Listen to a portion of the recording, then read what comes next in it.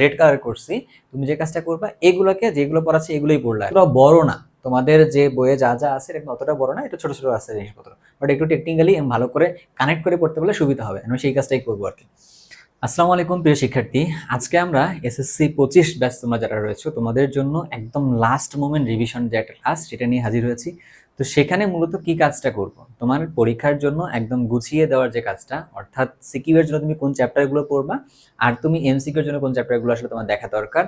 আর last মোমেন্টে আসলে আমরা সবগুলো তো পড়তে পারবো না, তাই না? তো যেগুলো চ্যাপ্টার আসলে আমাদের শেষ মুহূর্তে না দেখলেই নয় সেগুলো তো আসলে নোট করে দিব আর কি। তো চলো একটু দেখি, ওখান থেকেই শুরু করি। তো তোমরা যারা ভিডিওটা দেখছো এই মুহূর্তে, তো তোমরা খাতা কলম নিয়েই দেখবা, আর পাশাপাশি তোমাদের যাদের মনে হচ্ছে যে এই চ্যাপ্টারগুলো পড়া আছে, জাস্ট তুমি হচ্ছে ভিডিওটাকে একটু স্পিডে করে করে দেখবা আর কি, তাহলে তোমার দেখবা যে সবকিছু ভালোভাবে শেষ হয়ে যাচ্ছে। ঠিক আছে, তাহলে চলো শুরু করতেছি আমরা। এবার যেটাতে আসতেছি, প্রথমত হচ্ছে যে চ্যাপ্টারগুলো নিয়ে তোমাকে একটু বলে দিই যে কোন কোন চ্যাপ্টারগুলো আসলে আমাদের কাছে সিকিউর জন্য পড়া দরকার। তো যেমন ধরো এই যে পর্যায় সারণী যে চ্যাপ্টারটা রয়েছে, চ্যাপ্টার 4, তো এখান থেকে আমাদের একটা সিকিউ দেখা যাবে যে আসবে মোটা দাগে মূলের ধারণা ও রাসায়নিক গণনা। তো সেখান থেকে তোমার একটা ভালো প্রিপারেশন নেওয়া দরকার, এখান থেকে একটা সিকিউ আসবে। তারপর ধরো যে রাসায়নিক বিক্রিয়া, এখান থেকে তোমার একটা সিকিউ থাকবে। রসায়ন শক্তি, যেখানে কোষ ব্যাটারি এই যে কাহিনীগুলো আছে না, এখান থেকে একটা সিকিউ থাকলো। জৈব যৌগ, যে এটা আসলে জৈব যৌগ না, যদিও খনিজ সম্পদ আর হচ্ছে যে জ্বালানি বলতেছে পার্টটাকে, বাট সেখান থেকে দেখা যায় যে তোমরা এটাকে জৈব যৌগ বলে ডাকো, বাট সেখান থেকে দেখা যায় যে একটা সিকিউ কিন্তু থাকবে আর কি, তাই না? তো ইন টোটালি বলতেছে এখানে 5টা সিকিউ এর কথা। আর এর বাইরে তোমার যে এই চ্যাপ্টারগুলো রয়েছে, তুমি শেষ মুহূর্তে, যেহেতু তোমার কথা বলতেছে যে তুমি শেষ মুহূর্তে এই 5টা চ্যাপ্টারটা না দেখে গেলেই তোমার জন্য নয়, তুমি অবশ্যই অবশ্যই এগুলো ভালো করে দেখবা একটু। আর বাকি যেগুলো এখানে আছে তুমি এই জিনিসগুলা যতটুকু পর্যায়ে তোমার দেখা দরকার, বা তুমি শেষ মুহূর্তে এমসিকিউ এর জন্য একটু দেখে যেতে পারলেও বেটার হবে আর কি, বা বিগত বছরে দুই একটা প্রশ্ন একটু দেখে গেলা, বা তোমার যে একটা হ্যান্ড নোটটা আছে তুমি এটার জন্য দেখে যাবে আর কি, বা ডেডিকেটেড ভাবে তুমি চ্যাপ্টারগুলো একটু ভাবে দেখবা। তবে চলো প্রত্যেকটা চ্যাপ্টার ধরে ধরে ধরে ধরে আমরা একটু রিভিশন দিয়ে নিয়ে ভালোভাবে। তো চলো শুরু করতেছি আমরা। আমরা শুরুতে শুরু করতেছি হচ্ছে পর্যায় সারণী চ্যাপ্টারটা দিয়ে। তো পর্যায় সারণী চ্যাপ্টারটা দিয়ে যখন আমরা শুরু করতেছি, তো এই চ্যাপ্টারে আসলে আমাদেরকে কি পড়া দরকার? পর্যায় সারণী তো আমরা মোটা দাগে জানি, পর্যায় সারণীতে আসলে কি কি থাকে বলো তো? পর্যায় সারণীতে থাকে হচ্ছে কিছু ব্লক থাকে, তাই না? কিছু ব্লক থাকে। আবার পর্যায় সারণীর মধ্যে কিছু থাকে হচ্ছে কি, কিছু গ্রুপ থাকে, কিছু গ্রুপ থাকে। আবার পর্যায় সারণীর মধ্যে কি থাকে, কিছু হচ্ছে পর্যায় থাকে, তাই না? পর্যায় সারণীর মধ্যে কিছু পর্যায় থাকে আর কি, তাই তো? তো চলো দেখি ব্লক কয়টা আছে, পর্যায় সারণীর মধ্যে ব্লক কয়টা আছে। ব্লক আছে হচ্ছে 4টা। কি কি ব্লক আছে? S block, P block, D block, আর হচ্ছে কি এফ ব্লক। আর গ্রুপ আছে কয়টা? গ্রুপ আছে হচ্ছে 18টা। আবার আমরা যে পর্যায়ের কথা চিন্তা করি, পর্যায় আসে কথা, তাহলে আছে 7টা পর্যায় আছে আর কি। এস ব্লক যেটা, এই এস ব্লকে কয়টা মৌল আছে চিন্তা করে দেখো তো। এস ব্লকে মৌল আছে হচ্ছে 14টা। পি ব্লক যেটা, পি ব্লকে মৌল আছে কয়টা? পি ব্লকে মৌল আছে হচ্ছে 36টা। ডি ব্লক যেটা, ডি ব্লকে মৌল আছে কয়টা? ডি ব্লকে মৌল আছে হচ্ছে 41টা। এফ ব্লকে মৌল আছে হচ্ছে কয়টা? এ ব্লকে মৌল আছে হচ্ছে 27টা। এই সব কিছু মিলায় যোগ করলে কত হবে বলো তো? এই সব কিছু মিলায় যোগ করলে কত হবে? যোগ করলে হবে হচ্ছে 118 হবে আর কি। গেল, তোমার জন্য এমসিকিউর জন্য তথ্য কাজে লাগলো আর কি এখান থেকে। আচ্ছা, এবার এখানে আমরা বেশ কয়েকটা জিনিস কাজে লাগতে পারে। যেমন ধরো কোনো একটা মৌল তোমাকে হুট করে দিয়ে বললো এই মৌলটা আসলে অবস্থান পর্যায় সারণীতে আসলে কোথায়, তুমি এটাকে কিভাবে বের করবে আর কি। তাহলে প্রথমে যদি আমরা ডিসাইড করতে চাই যে পর্যায় সারণীতে মৌলের অবস্থান নির্ণয়, এখান থেকে কিন্তু প্রশ্ন হতে পারে, ঠিক আছে? অবস্থান নির্ণয়। তো চলো একটু দেখি তো আমরা একটা অবস্থান নির্ণয় করে নিয়ে কি ভালো হবে। যেমন ধরো আমি তোমাকে দিলাম হচ্ছে কার জন্য বলতেছি, ধরো তোমাকে বলছি হচ্ছে ম্যাগনেসিয়ামের ক্ষেত্রে অবস্থান নির্ণয় করতে বলছে আর কি। ম্যাগনেসিয়াম কত জানো ইলেকট্রন বিন্যাস করলে? 12 হয় আর কি, এটার জন্য একটা বলছি। আবার ধরো তোমাকে আমি বলছি হচ্ছে এরকম আয়রনের জন্য, ধরো তোমাকে বলছি আয়রন ধরো কত, আয়রন হচ্ছে 26, এটার জন্য তোমাকে বলছি। আবার ধরো তোমাকে বলছি হচ্ছে কার জন্য, ধরো তোমাকে বলছি হচ্ছে ক্লোরিনের জন্য বলতেছি, তাহলে ক্লোরিনের জন্য কত? ক্লোরিন হচ্ছে 17। এই ক্ষেত্রে তোমাকে বলছি ইলেকট্রন বিন্যাস করে বের করতে হবে পর্যায় সারণীতে এদের অবস্থান আসলে কোথায়। এটা কিন্তু প্রথম কথা, যে অবস্থান নির্ণয়টা নিয়ে আমাদেরকে জানতে হবে আর কি। অবস্থান নির্ণয় করবো কেন, কিভাবে আমরা?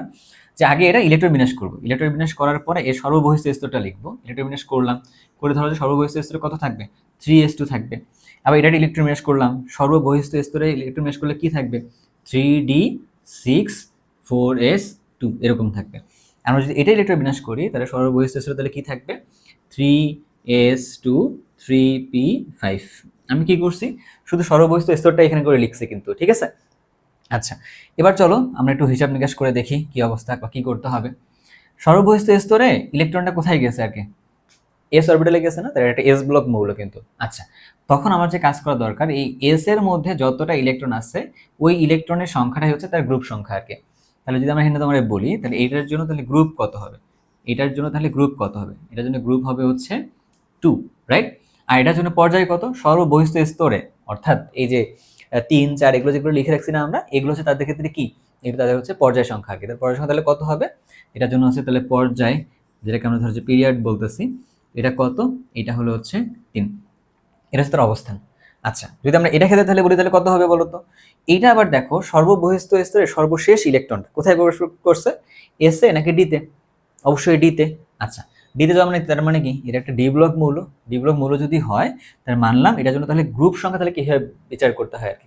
গ্রুপ সংখ্যা বের করতে হয় হচ্ছে ডি আর এস এর মধ্যে যে ইলেকট্রন সংখ্যাগুলো আছে না, এগুলো যোগ করে বের করতে হয়। তাহলে এক্ষেত্রে তাহলে গ্রুপ কত? ধরো যে জি দিয়ে আমরা গ্রুপ বোঝাচ্ছি, তাহলে গ্রুপ কত এখানে? গ্রুপ হচ্ছে আমাদের কাছে 6 আর 2 যোগ করলে কত হয়ে তাহলে 8, তাহলে 8 নাম্বার গ্রুপের মধ্যে ওরা আছে। আর পর্যায়েতে তারা কততে আছে? কত নম্বর পর্যায়ের মধ্যে আছে? যদি 3 আর 4 এর মধ্যে দেখি, 3 আর 4 এর মধ্যে কোনটা বড় সেটা হচ্ছে আমাদের কাছে তার পর্যায় সংখ্যা। তাহলে কোনটা হবে এটা? 4 নাম্বারটা হচ্ছে তার পর্যায় সংখ্যা আর কি। গেল। ক্লোরিনের জন্য তাহলে ইলেকট্রন বিন্যাস করলে আমাদের সর্ববহিস্থ স্তরে আসলো কত? 3s2 3p5। তার মানে এটা হচ্ছে একটা পি ব্লক মৌল। তার পি ব্লক মৌলের ক্ষেত্রে কি করতে হয়? গ্রুপ সংখ্যাটা বের করতে হবে হচ্ছে কিভাবে?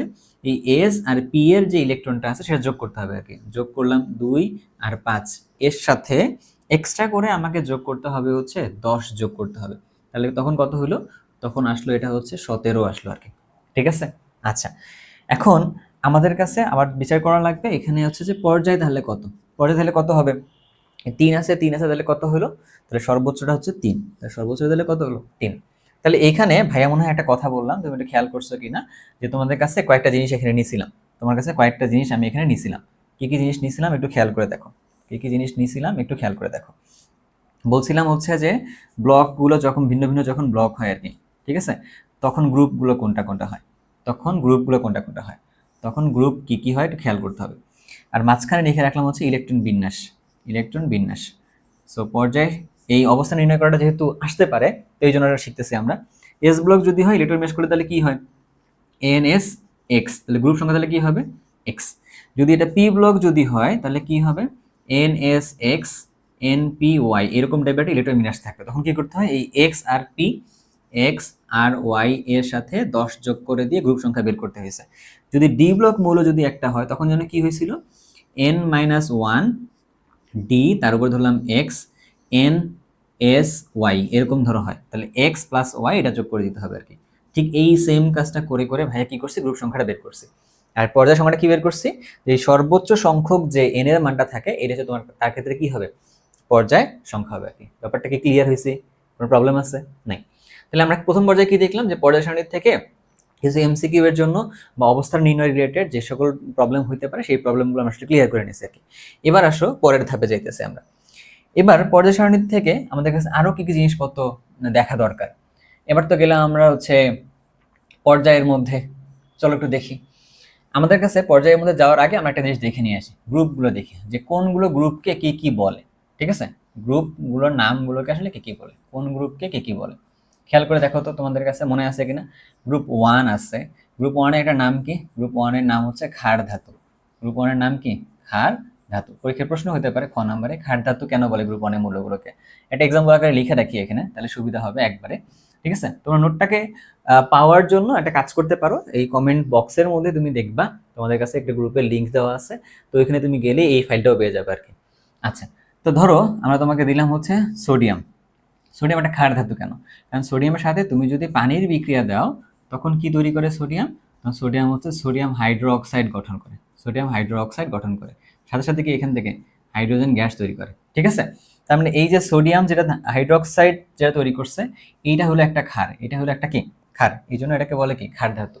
যেহেতু সোডিয়াম পানির সাথে বিক্রিয়া করে একটা কি তৈরি করছে, হাইড্রোক্সাইড গঠন করতেছে, এটা একটা, এটা বলতে পারো।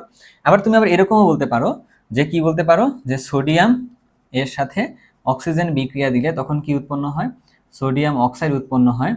এটা হচ্ছে একটা ক্ষারীয় অক্সাইড, এটা হচ্ছে একটা ক্ষারীয় অক্সাইড, তুমি এটাও বলতে পারো আর কি। এরকমও কথা বলতে পারো যে সোডিয়াম একটা ক্ষারীয় অক্সাইড, যে কিনা আসলে পরবর্তী পানির সাথে মিলে ক্ষার উৎপন্ন করে, এই জন্য এটাকে ক্ষার ধাতু বলা হয়। ঠিক আছে, আচ্ছা, এবার যদি আমরা পরের ধাপের মধ্যে যাই, 2 নম্বর গ্রুপটাকে কি বলা হয়? 2 নম্বর গ্রুপটাকে কি বলা হয়? 2 নম্বর গ্রুপটাকে বলা হয় হচ্ছে মৃৎক্ষার ধাতু বলে, তাই না? কি বলা হয়? মৃৎক্ষার ধাতু বলে। মৃৎক্ষার ধাতু কেন বলতেছে? ধরো আমরা একটা ধাতু নিলাম, ধরে নিলাম ক্যালসিয়াম। ধরো যদি আমরা এবার বলি, যদি ক্যালসিয়াম ধরো অক্সিজেনের সাথে যদি বিক্রিয়া করার পর তাহলে কি তৈরি করে, ক্যালসিয়াম অক্সাইড তৈরি করছে।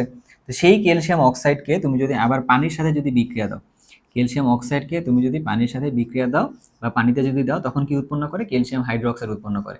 ঠিক আছে, তাহলে এটাও তো হাইড্রোক্সাইড উৎপন্ন করছে, তার মানে এটাও একটা কি, তাহলে এটাও আমাদের কাছে একটা কি ক্ষার, আর এটা হচ্ছে আমাদের কাছে কি ক্ষারীয় অক্সাইড। কি বললাম কথাগুলো যেন গুলাই ফেলতে পারো। এটার নাম কি বলতেছি আমরা, এটার নাম আমরা বলতেছি হচ্ছে ক্ষারীয় ক্ষারীয় অক্সাইড বলছি আর কি, ক্ষারীয় অক্সাইড বলতেছি। এটার নাম আমরা কি বলতেছি, এটার নাম আমরা ক্ষার বলছি। এটার নাম আমরা কি বলতেছি, এটার নাম আমরা বলতেছি ক্ষার বলতেছি। তাহলে যেহেতু ক্ষারীয় অক্সাইড, এটা হচ্ছে ক্ষার, আর এই ক্ষার যেটা উৎপন্ন করছে সেই ক্ষারটাকে হচ্ছে মাটিতে পাওয়া যায়, এই জন্য এটাকে কি বলছে আসলে মৃৎক্ষার ধাতু বলতেছে। তার মানে তোমার কাছে পরীক্ষায় এরকম জানতে চাইতে পারে কোনটা মৃৎক্ষার ধাতু এবং কেন বলে, কোনটা ক্ষার ধাতু কেন বলে আর কি, এরকম। গ্রুপ 1 গেল, গ্রুপ 2 গেল। এরপর আমাদের কাছে আরো কিছু গ্রুপ আছে, তাই না? আচ্ছা, গ্রুপ কিছু কিছু আছে মধ্যে, কি কি গ্রুপ বলতে পারি আমরা বলতো? গ্রুপ 16 যেটা আছে আর কি, গ্রুপ 16 গ্রুপের মূলটাকে কি বলা হয়? 16 গ্রুপের মূলগুলোকে কি বলা হয়? চ্যালকোজেন বলে আর কি। কি বলে জানো? চ্যালকোজেন বলে। চ্যালকোজেন কেন বলছে? আগে দেখি এই যে গ্রুপের মৌলগুলো কারা কারা আর কি, তাই না? গ্রুপের মৌলগুলো হচ্ছে কারা কারা? অক্সিজেন, তারপরে সালফার, তারপর সেলেনিয়াম, তারপর হচ্ছে কি টেলুরিয়াম, এরকম টাইপের গুলা। তো এরা কি করছে, এরা আসলে কেমন, এটা হচ্ছে আকরিক হতে উৎপন্ন। ঠিক আছে, তো যেহেতু এরা আকরিক হতে উৎপন্ন থাকে, এই জন্য এটাকে কি বলা হয়, চ্যালকোজেন বলা হয় আর কি। ঠিক সিমিলার ভাবে আমাদের কাছে আরেকটা আছে গ্রুপ 17। গ্রুপ 17 এর মৌলগুলোকে যেন কি বলা হয়? গ্রুপ 17 এর মৌলগুলোকে হ্যালোজেন বলে আর কি। কি বলে বলতো? হ্যালোজেন বলে। তাই হ্যালোজেন যখন বলতেছে, হ্যালোজেনের মধ্যে কি কি আছে? হ্যালোজেনকে আমরা এক্স দিয়ে প্রকাশ করি। এক্স বলতে কি বোঝাচ্ছে? ফ্লোরিন, ক্লোরিন, ব্রোমিন, তারপরে হলো কি আয়োডিন বোঝাচ্ছে আর কি, তাই না? এই হ্যালোজেনগুলো থেকে কিছু প্রশ্ন হয় পরীক্ষায়, কিছু প্রশ্ন হয় এখান থেকে। কি কি প্রশ্ন হয় এটা আমরা একটু দেখবো, সমস্যা নেই। আগে আমরা গ্রুপগুলো একটু লিখে নিতেছি। হ্যালোজেন যেন কেন বলতেছি আমরা? কারণ এটা সামুদ্রিক লবণ থেকে উৎপন্ন। বাট আমরা বলছি কি এখান থেকে কোনটা গুরুত্বপূর্ণ, 17 নম্বর গ্রুপটা একটু ইম্পর্টেন্ট, কারণ এখান থেকে প্রশ্ন হতে পারে আর কি, এরকম। চলো তারপরের দিকে যদি আমরা একটু যাই, 18 নম্বর গ্রুপটাকে কি বলে? 18 নম্বর গ্রুপটাকে বলে হচ্ছে, কয়েকটা নাম আছে এটা। একটা কি নাম? একটা হচ্ছে নিষ্ক্রিয় গ্যাস বলে, একটা হচ্ছে কি গ্যাস বলে, নিষ্ক্রিয় গ্যাস বলে। আবার এদের আরো একটা নাম আছে, এদের নাম হচ্ছে কি নোবেল গ্যাস বলে। এদের নাম আছে নোবেল গ্যাস বলে। আবার এদের আরো একটা নাম আছে, এদের নাম হচ্ছে কি বিরল গ্যাস বলে। সবগুলোর উত্তর কিন্তু সেম না, ঠিক আছে? কেন সেম না? নিষ্ক্রিয় গ্যাস কেন বলতেছে এদেরকে? কারণ এদের যে সর্ববস্তু স্তরে ইলেকট্রন যে কাঠামো আছে সেটা দেখতে কিরকম সাধারণত? এদের ইলেকট্রন কাঠামো দেখতে কিরকম? NS2, সেটা কার জন্য? শুধুমাত্র হিলিয়ামের জন্য। আর নর্মালি কি হয়? NS2 NP6, এইরকম একটা কাঠামো বাকিদের জন্য আর কি। এই কাঠামোটা ভাঙতে অনেক বেশি শক্তি লাগে, এই জন্য এই শক্তি সাধারণত দেওয়া যায় না, বা এই জন্য ওরা কি হয়, বিক্রিয়া অংশগ্রহণ করতে চায় না, এই জন্য ওরা হচ্ছে নিষ্ক্রিয়। ঠিক আছে, এটা হচ্ছে এটা ব্যাখ্যাটা। তুমি যদি বলো কি নোবেল গ্যাস কেন বলে, কারণ নোবেল গ্যাস বলার কারণটা কি? অন্যান্য যতগুলো মৌল আছে পর্যায় সারণীর মধ্যে, তারা ইলেকট্রন ত্যাগ বা গ্রহণ বা শেয়ারের মাধ্যমে এরকম একটা কাঠামো অর্জন করতে চায়, এই জন্য এটাকে তখন কি বলা হয়, নোবেল গ্যাস বলে। আর বিরল গ্যাস কেন বলে? বিরল গ্যাস বলা হচ্ছে কিরকম, কারণ গ্যাসগুলো আমরা কোথায় পাই? বায়ুমণ্ডলে পাই না? তাহলে বায়ুমণ্ডলের মধ্যে এই গ্যাসগুলোর পরিমাণটা কেমন থাকে? খুবই খুবই কম থাকে। যেহেতু বায়ুমণ্ডলের মধ্যে পরিমাণটা কম থাকে, এই জন্য এটাকে তখন বিরল গ্যাস বলে। তার মানে কি বলতে চাচ্ছি, এই তিনটার ক্ষেত্রে ব্যাখ্যাগুলো কিন্তু ভিন্ন ভিন্ন টাইপের ব্যাখ্যা, তিনটা ব্যাখ্যা কিন্তু সেম টাইপের না, এই জিনিসগুলো একটু মাথায় রাখতে হবে আর কি, ঠিক আছে? এই ব্যাখ্যাগুলো কিন্তু সেম টাইপের না, এই ব্যাপারগুলো একটু মাথায় রাখতে হবে। সো মাথায় রাখলাম, সমস্যা তো আর নাই নেই। এবার তাহলে চলো, আমরা বলছিলাম গ্রুপ 17 যেটা আছে এটার থেকে প্রশ্ন হয়, তাই তো? এটা কেমন প্রশ্ন হবে একটু দেখে আসি আর কি আমরা, চলো। গ্রুপ 17 যেগুলো কথাবার্তা ছিল, চলো একটু দেখে আসি। গ্রুপ 17, তাই না? গ্রুপ 17, এখান থেকে বেশ কিছু জিনিস আছে, এক এক করে আমরা আসি। যদি তোমাকে বললো এরকম, এই গ্রুপ 17 মৌলগুলোর ভৌত অবস্থা কিরকম? গ্রুপ 17 মৌলগুলোর ভৌত অবস্থা, ভৌত অবস্থা কেমন? ভৌত অবস্থা মানে কি? আমরা 2 নম্বর চ্যাপ্টারে পড়ে আসছি যে ভৌত অবস্থা মানে কি, এই যে সলিড, লিকুইড, গ্যাস, এগুলোকে আমরা ভৌত অবস্থার কথা বলতেছি। তাহলে এবার যে চলো আমরা দেখি একটু ভৌত অবস্থাগুলো কেমন হয়। এরা ভৌত অবস্থায় অণু আকারে থাকে, F2, তারপরে Cl2, Br2, I2, ওরা এভাবে থাকে। এখন তুমি দেখো এদের ভৌত অবস্থা কেমন? এর ভৌত অবস্থা হচ্ছে গ্যাস টাইপের, এদের ভৌত অবস্থা হচ্ছে গ্যাস। এর ভৌত অবস্থা কিরকম? এরও ভৌত অবস্থা হচ্ছে গ্যাস। এর ভৌত অবস্থা কিরকম? এর ভৌত অবস্থা হচ্ছে লিকুইড, তাই না? আর এর ভৌত অবস্থা কিরকম? এর ভৌত অবস্থা হচ্ছে সলিড, এর ভৌত অবস্থা হচ্ছে সলিড। এখন প্রশ্ন হলো এদের ভৌত অবস্থা ব্যাখ্যা করতে হবে, 4 নম্বরের জন্য এটা কিন্তু আসতে পারে আর কি। তাহলে কি করতে হবে এখানে? আচ্ছা, ভালো করে জিনিসটা খেয়াল করে দেখো, এদের উপর থেকে নিচের দিকে তুমি যত যাইতেছো তত কি হয় এদের, এদের আণবিক আকার, অণুর আকার কিন্তু বলতেছি, এদের আকার কি হয়, এদের আকার বাড়ে, এদের আকার বাড়ে, উপর থেকে নিচের দিকে আকার বাড়ে। আকার যদি বাড়ে তখন অণুগুলো কাছাকাছি আসে, অণুগুলো যদি কাছাকাছি আসে তত কি আন্তঃআণবিক শক্তি তাহলে কি হয়, হ্যাঁ আমরা কি বললাম, অণুগুলো কাছাকাছি কাছাকাছি থাকে, যত আকার বড় হবে তত কাছাকাছি থাকে।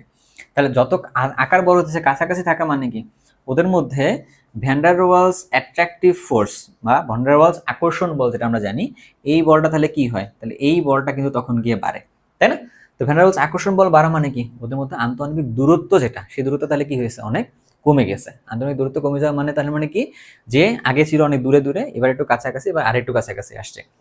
তার মানে কি হলো, এই দেখো এই জায়গায় আকর্ষণটা কেমন কম, এই জায়গায় আকর্ষণ কেমন কম, এই জায়গায় আর একটু বেশি, তাহলে কম মানে কেমন দূরে দূরে আছে, তারপর এটা কেমন আসে কাছাকাছি আসছে, এটা কেমন আরো অনেক কাছাকাছি আসছে। এই জন্য কি বলতেছি, ভ্যান ডার ওয়ালস আকর্ষণ বল নিচে যেহেতু বাড়তেছে, এই জন্য এদের ভৌত অবস্থা আস্তে আস্তে একই গ্রুপের নিচের দিকে কি হয়, সলিড গ্যাস থেকে আস্তে আস্তে সলিডের দিকে যায় আর কি। বুঝতে পারছি কথাটা? তো এই জিনিসটাকেই সুন্দরভাবে লিখতে হবে। তাহলে গেল। এবার এখান থেকে গ্রুপ 17 নিয়ে আরো কিছু প্রশ্ন আছে, পড়াশোনা আছে। ওদের যে অ্যাসিড যেগুলো হয়, ওই অ্যাসিডগুলোকে বলা হয় হ্যালো অ্যাসিড বলে। ওদের যে অ্যাসিডগুলো তাকে কি অ্যাসিড বলা হয়, হ্যালো অ্যাসিড বলে আর কি। হ্যালো অ্যাসিডগুলো কি রকম বলো তো? হ্যালো অ্যাসিডগুলো হচ্ছে এরকম, HF, HCl, HBr, তারপর হচ্ছে কি HI। এখন এই ক্ষেত্রে কি হয়, অ্যাকোয়াস সবগুলোর মধ্যে কিন্তু পানির মধ্যে এরা কিন্তু অ্যাসিড, কেউ কিন্তু পানির বাইরে অ্যাসিড না, কেউ কিন্তু পানির বাইরে অ্যাসিড না। দিলাম। এখন বলছে কি এই অ্যাসিডগুলোর তীব্রতা কোনটা বেশি, এই অ্যাসিডগুলো লিখছো না, কোনটা তীব্রতা বেশি, এটা মানে ঘ নম্বরের প্রশ্ন হতে পারে। অ্যাসিডের তীব্রতা মানে কি, যে যত দ্রুত H+ দান করবে সে তত তীব্র। কি বললাম, যে যত দ্রুত H+ দান করে তত তীব্র, তত তীব্র। আচ্ছা, এক্ষেত্রে তুমি যদি হিসাব নিকাশ করে দেখো যে এইটার আকারটা কেমন পুরোটার ক্ষেত্রে, কেন্দ্রে এবং এটার বাইরের থেকে, যদি ধরো যে ক্লোরিন আকার কেমন ছোট, ফ্লোরিন আকার কেমন ছোট, ক্লোরিন আকার কেমন একটু বড়, ব্রোমিন আকার কেমন আরো বড়, এটা আকার কেমন আরো অনেক বড়। এখন এর বাইরে যুক্ত আছে কে, এর বাইরে যুক্ত আছে হচ্ছে হাইড্রোজেন, ধরো এখানে যুক্ত আছে, এখানে যুক্ত আছে, এখানে যুক্ত আছে, এখানে যুক্ত আছে। তাহলে হচ্ছে এই কেন্দ্র থেকে, এখন তুমি চিন্তা করে দেখো তো, এই কেন্দ্র থেকে হাইড্রোজেনের যে প্রতি আকর্ষণ, এই আকর্ষণটা আসলে কেমন, এখানে আকর্ষণটা সবচেয়ে বেশি, এখানে আকর্ষণ কেমন আসলে সবচেয়ে কম। তার মানে কি এখান থেকে H+টা দ্রুত বের হবে কম্পারেটিভলি কোথায়, H7 এর তুলনায়। তার মানে কি, তার মানে কি বললাম আমরা যেন, HI এর HIA আকার বড়, তাই না, HIA আকার বড়, ঠিক আছে, ফলে H+ দ্রুত বের হবে, H+ দ্রুত বের হবে। তার মানে কি এটার তীব্রতা কেমন হবে, বেশি হবে আর কি। তাহলে কোনটা তীব্রতা বেশি হলো, তাহলে কি লিখবা, লিখবা এইভাবে, HI is greater than HBr is greater than HCl is greater than HF। এটা তোমার 4 নম্বরের প্রশ্ন হইতে পারে আর কি। ব্যাপারটা কি ক্লিয়ার হয়েছে? ওকে, তাহলে আমরা কি কি পড়লাম, আমরা চলো একটু দেখে আসি আবারও। আমরা কি কি পড়লাম যেন, আমরা পড়লাম হচ্ছে গ্রুপ ভিত্তিক ভাবে দেখছি, অবস্থা নির্ণয় করছি, আমরা গ্রুপ ভিত্তিক ভাবে কিছু পড়াশোনা করছি। এবার এখানে কিছু আছে কি পর্যায় ভিত্তিক ভাবে বা পর্যায় ভিত্তিক কিছু ধর্ম আছে, সেটা পড়া দরকার কি। এটা পড়লেই মোটা দাগে তোমার এই চ্যাপ্টারের পড়াশোনাটুকু শেষ। মানে খুব বেশি পর্যায়ে এই চ্যাপ্টারে পড়তে হবে ওটা কিন্তু এমন টাইপের না, কিছু এমসিকিউ এর পড়াশোনা আছে, কিছু সিকিউ এর পড়াশোনা আছে। এবার চলো এই পার্টটা একটু মনোযোগ দিয়ে পড়বা।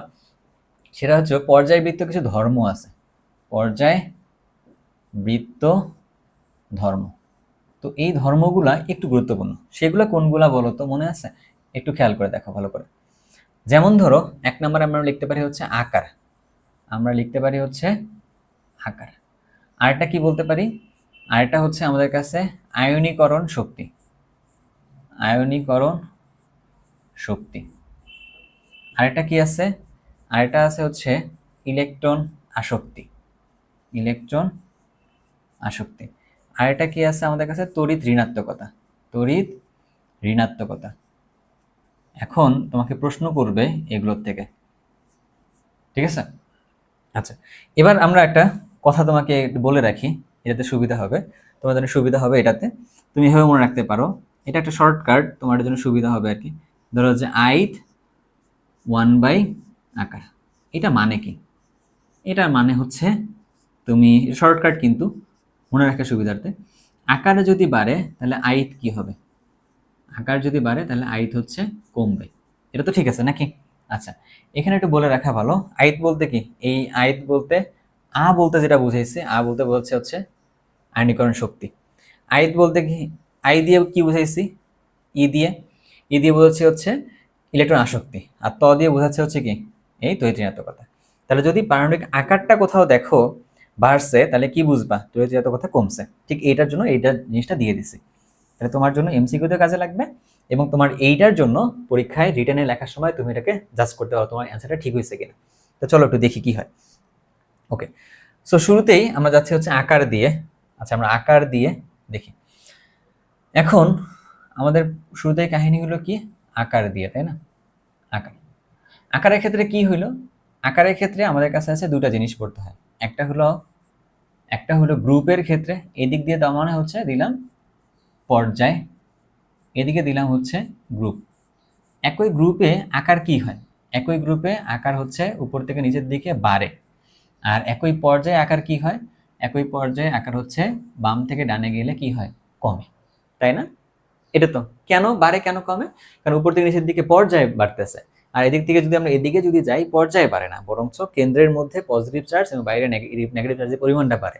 এই জন্য এদের মধ্যে তাহলে কি হয়? আকর্ষণটা বাড়ে, এই জন্য ওদের মধ্যে আকার কমছে আর কি, তাই তো? আচ্ছা, এবার সে পরেরটার ক্ষেত্রে, পরেরটা একটা ইম্পর্টেন্ট পড়লেই হবে আর কি আমাদের কাছে। ধরো আয়নীকরণ শক্তি। আয়নীকরণ শক্তি, আয়নীকরণ শক্তির সংজ্ঞাটা কি সবার কাছে ক্লিয়ার আছে কিনা একটু চেক করে দেখতে পারো চাইলে, যে সংজ্ঞাটা সবার কাছে ক্লিয়ার আছে কিনা। এটা কিন্তু খুবই ইম্পর্টেন্ট, এবং এখান থেকে পরীক্ষায় প্রশ্ন আসার মতো এবং ভালো পর্যায়ে তোমাকে মনে রাখতে হবে আর কি। সেটা কি? আচ্ছা, আয়নীকরণ শক্তি কি যেন বললাম? কাকে বলে? যে গ্যাসীয় অবস্থায় কোনো একটা পরমাণু সর্ববহিস্থ স্তর থেকে 1 মোল ইলেকট্রন বের করতে যে পরিমাণ শক্তির প্রয়োজন হয়, সেই শক্তিটার নাম কি? আয়নীকরণ শক্তি। আমরা যদি একটু লিখে রাখি, ধরা যায় মেটাল নিচে একটা কোথায় গ্যাসীয় অবস্থায়, তার সর্ববহিস্থ স্তর থেকে 1 মোল ইলেকট্রন বের করে তাকে কি করছি? মেটাল গ্যাসীয় অবস্থাতেই রাখছি, বাট এটা পজিটিভ চার্জে পরিণত হয়েছে আর কি। তখন যে পরিমাণে শক্তির প্রয়োজন হয়েছে না, সেই শক্তিটার নাম হচ্ছে তোমার কাছে কি? আয়নীকরণ শক্তি। ঠিক আছে? আয়নিক শক্তি তাহলে কোনটা? এটা কিন্তু কোনো ঘটনা না, এটা কিন্তু ওই শক্তির আর মানের কথা বলছে আর কি। ঠিক আছে, চলো এখন আমরা কি বলতে চাইতেছি, আমাদের পরীক্ষায় প্রশ্ন যেমন আসবে সেরকম পড়বো না আমরা। আচ্ছা, চলো একটু দেখি আমরা কি হয়। ধরো একটা পর্যায় এবং একটা গ্রুপ, এটার জন্য আমরা দেখবো। আমরা কিন্তু এই চিহ্নগুলো মনে হয় চিনি আমরা, উপর থেকে নিচের দিকে গ্রুপ বলতেছে, এদিক দিয়ে গেলে পর্যায়ের কথা বলতেছে। আমরা কি শিখছি? আমরা শিখছি হচ্ছে এরকম, যে এদিক থেকে গেলে কি হয়? আকার কমছে, তাহলে এদিক দিয়ে গেলে আয়নীকরণ শক্তি দিলে কি হবে? বাড়বে। কেমনে? এই যে এখানে বলছে আকার যদি বাড়ে তাহলে আয়নীকরণ শক্তি কমে, আকার যদি কমে তাহলে আয়নীকরণ শক্তি দিলে কি হবে? আকার যদি কমে তাহলে আয়নীকরণ শক্তি দিলে কি হবে? বাড়বে। তাহলে এদিক থেকে পর্যায়ের ক্ষেত্রে আকার কি হয়েছে? কমছে, তাহলে আয়নীকরণ শক্তি তাহলে কি হবে? আয়নীকরণ শক্তি তাহলে বাড়ে। আর উপর থেকে নিচের দিকে যদি আমরা চিন্তা করি, তাহলে কি হয়েছে তখন? গ্রুপের ক্ষেত্রে আকার বাড়ছে, আকার বাড়লে আইত কি হয়? তাহলে কমে। তাহলে এটা কি হবে? তাহলে এটা তাহলে হবে হচ্ছে কমে। বুঝলাম ঘটনাটা? তাহলে এবার যদি আমাকে এরকম বলে, যে ধরো আমাকে এরকম পরীক্ষায় প্রশ্ন করছে এরকম, যে পর্যায় পর্যায় পর্যায় 2 দিয়ে বলতে ব্যাখ্যা করতে বলছে। পর্যায় 2 এর জন্য আমাকে বলছে কি? আয়নীকরণ শক্তির ক্রমটা ব্যাখ্যা করো। তো পর্যায় 2 এর মধ্যে কারা কারা আছে চলো একটু দেখি। আছে হচ্ছে লিথিয়াম, তারপরে কি আছে? বেরিলিয়াম, তারপরে কি আছে? বোরন, তারপরে কি আছে? নাইট্রোজেন, অক্সিজেন, তারপরে কি আছে বলো? ফ্লোরিন। এখন তুমি আমারে বলো, আমরা এখানে কার্বন মিস করে গেছি তাই না? Carbon, nitrogen, oxygen, fluorine. এবার তুমি আমারে বলো যে এটার মধ্যে কোনটার ক্ষেত্রে আয়নীকরণ শক্তি সবচেয়ে বেশি হবে? তুমি বলো কোনটার ক্ষেত্রে বেশি হবে? বাম থেকে ডান দিক দিয়ে গেলে, এটা যেহেতু একটা পর্যায়ে নিছি, একই পর্যায়ে বাম থেকে ডানে গেলে আয়নীকরণ শক্তি কি হয়? বাড়ে। তাহলে কোনটা বেশি হলো? বেশি হবে হচ্ছে এইটা। তাহলে এইটা হচ্ছে সবচেয়ে বেশি হবে, তাই না? তাহলে ফ্লোরিন সবচেয়ে বেশি। এইটা আসলে অ্যাকচুয়ালি কি জানো? এটা আসলে হওয়া উচিত, এটা আসলে অ্যাকচুয়ালি হওয়া উচিত। ঠিক আছে, অ্যাকর্ডিং টু আমাদের ব্যাখ্যা হইল। কিন্তু হওয়া উচিত যেহেতু বলছি, আমরা একটা মনে হয় কনফিউশন দাঁড়াইতেছে যে আসলে হবে কি হবে না।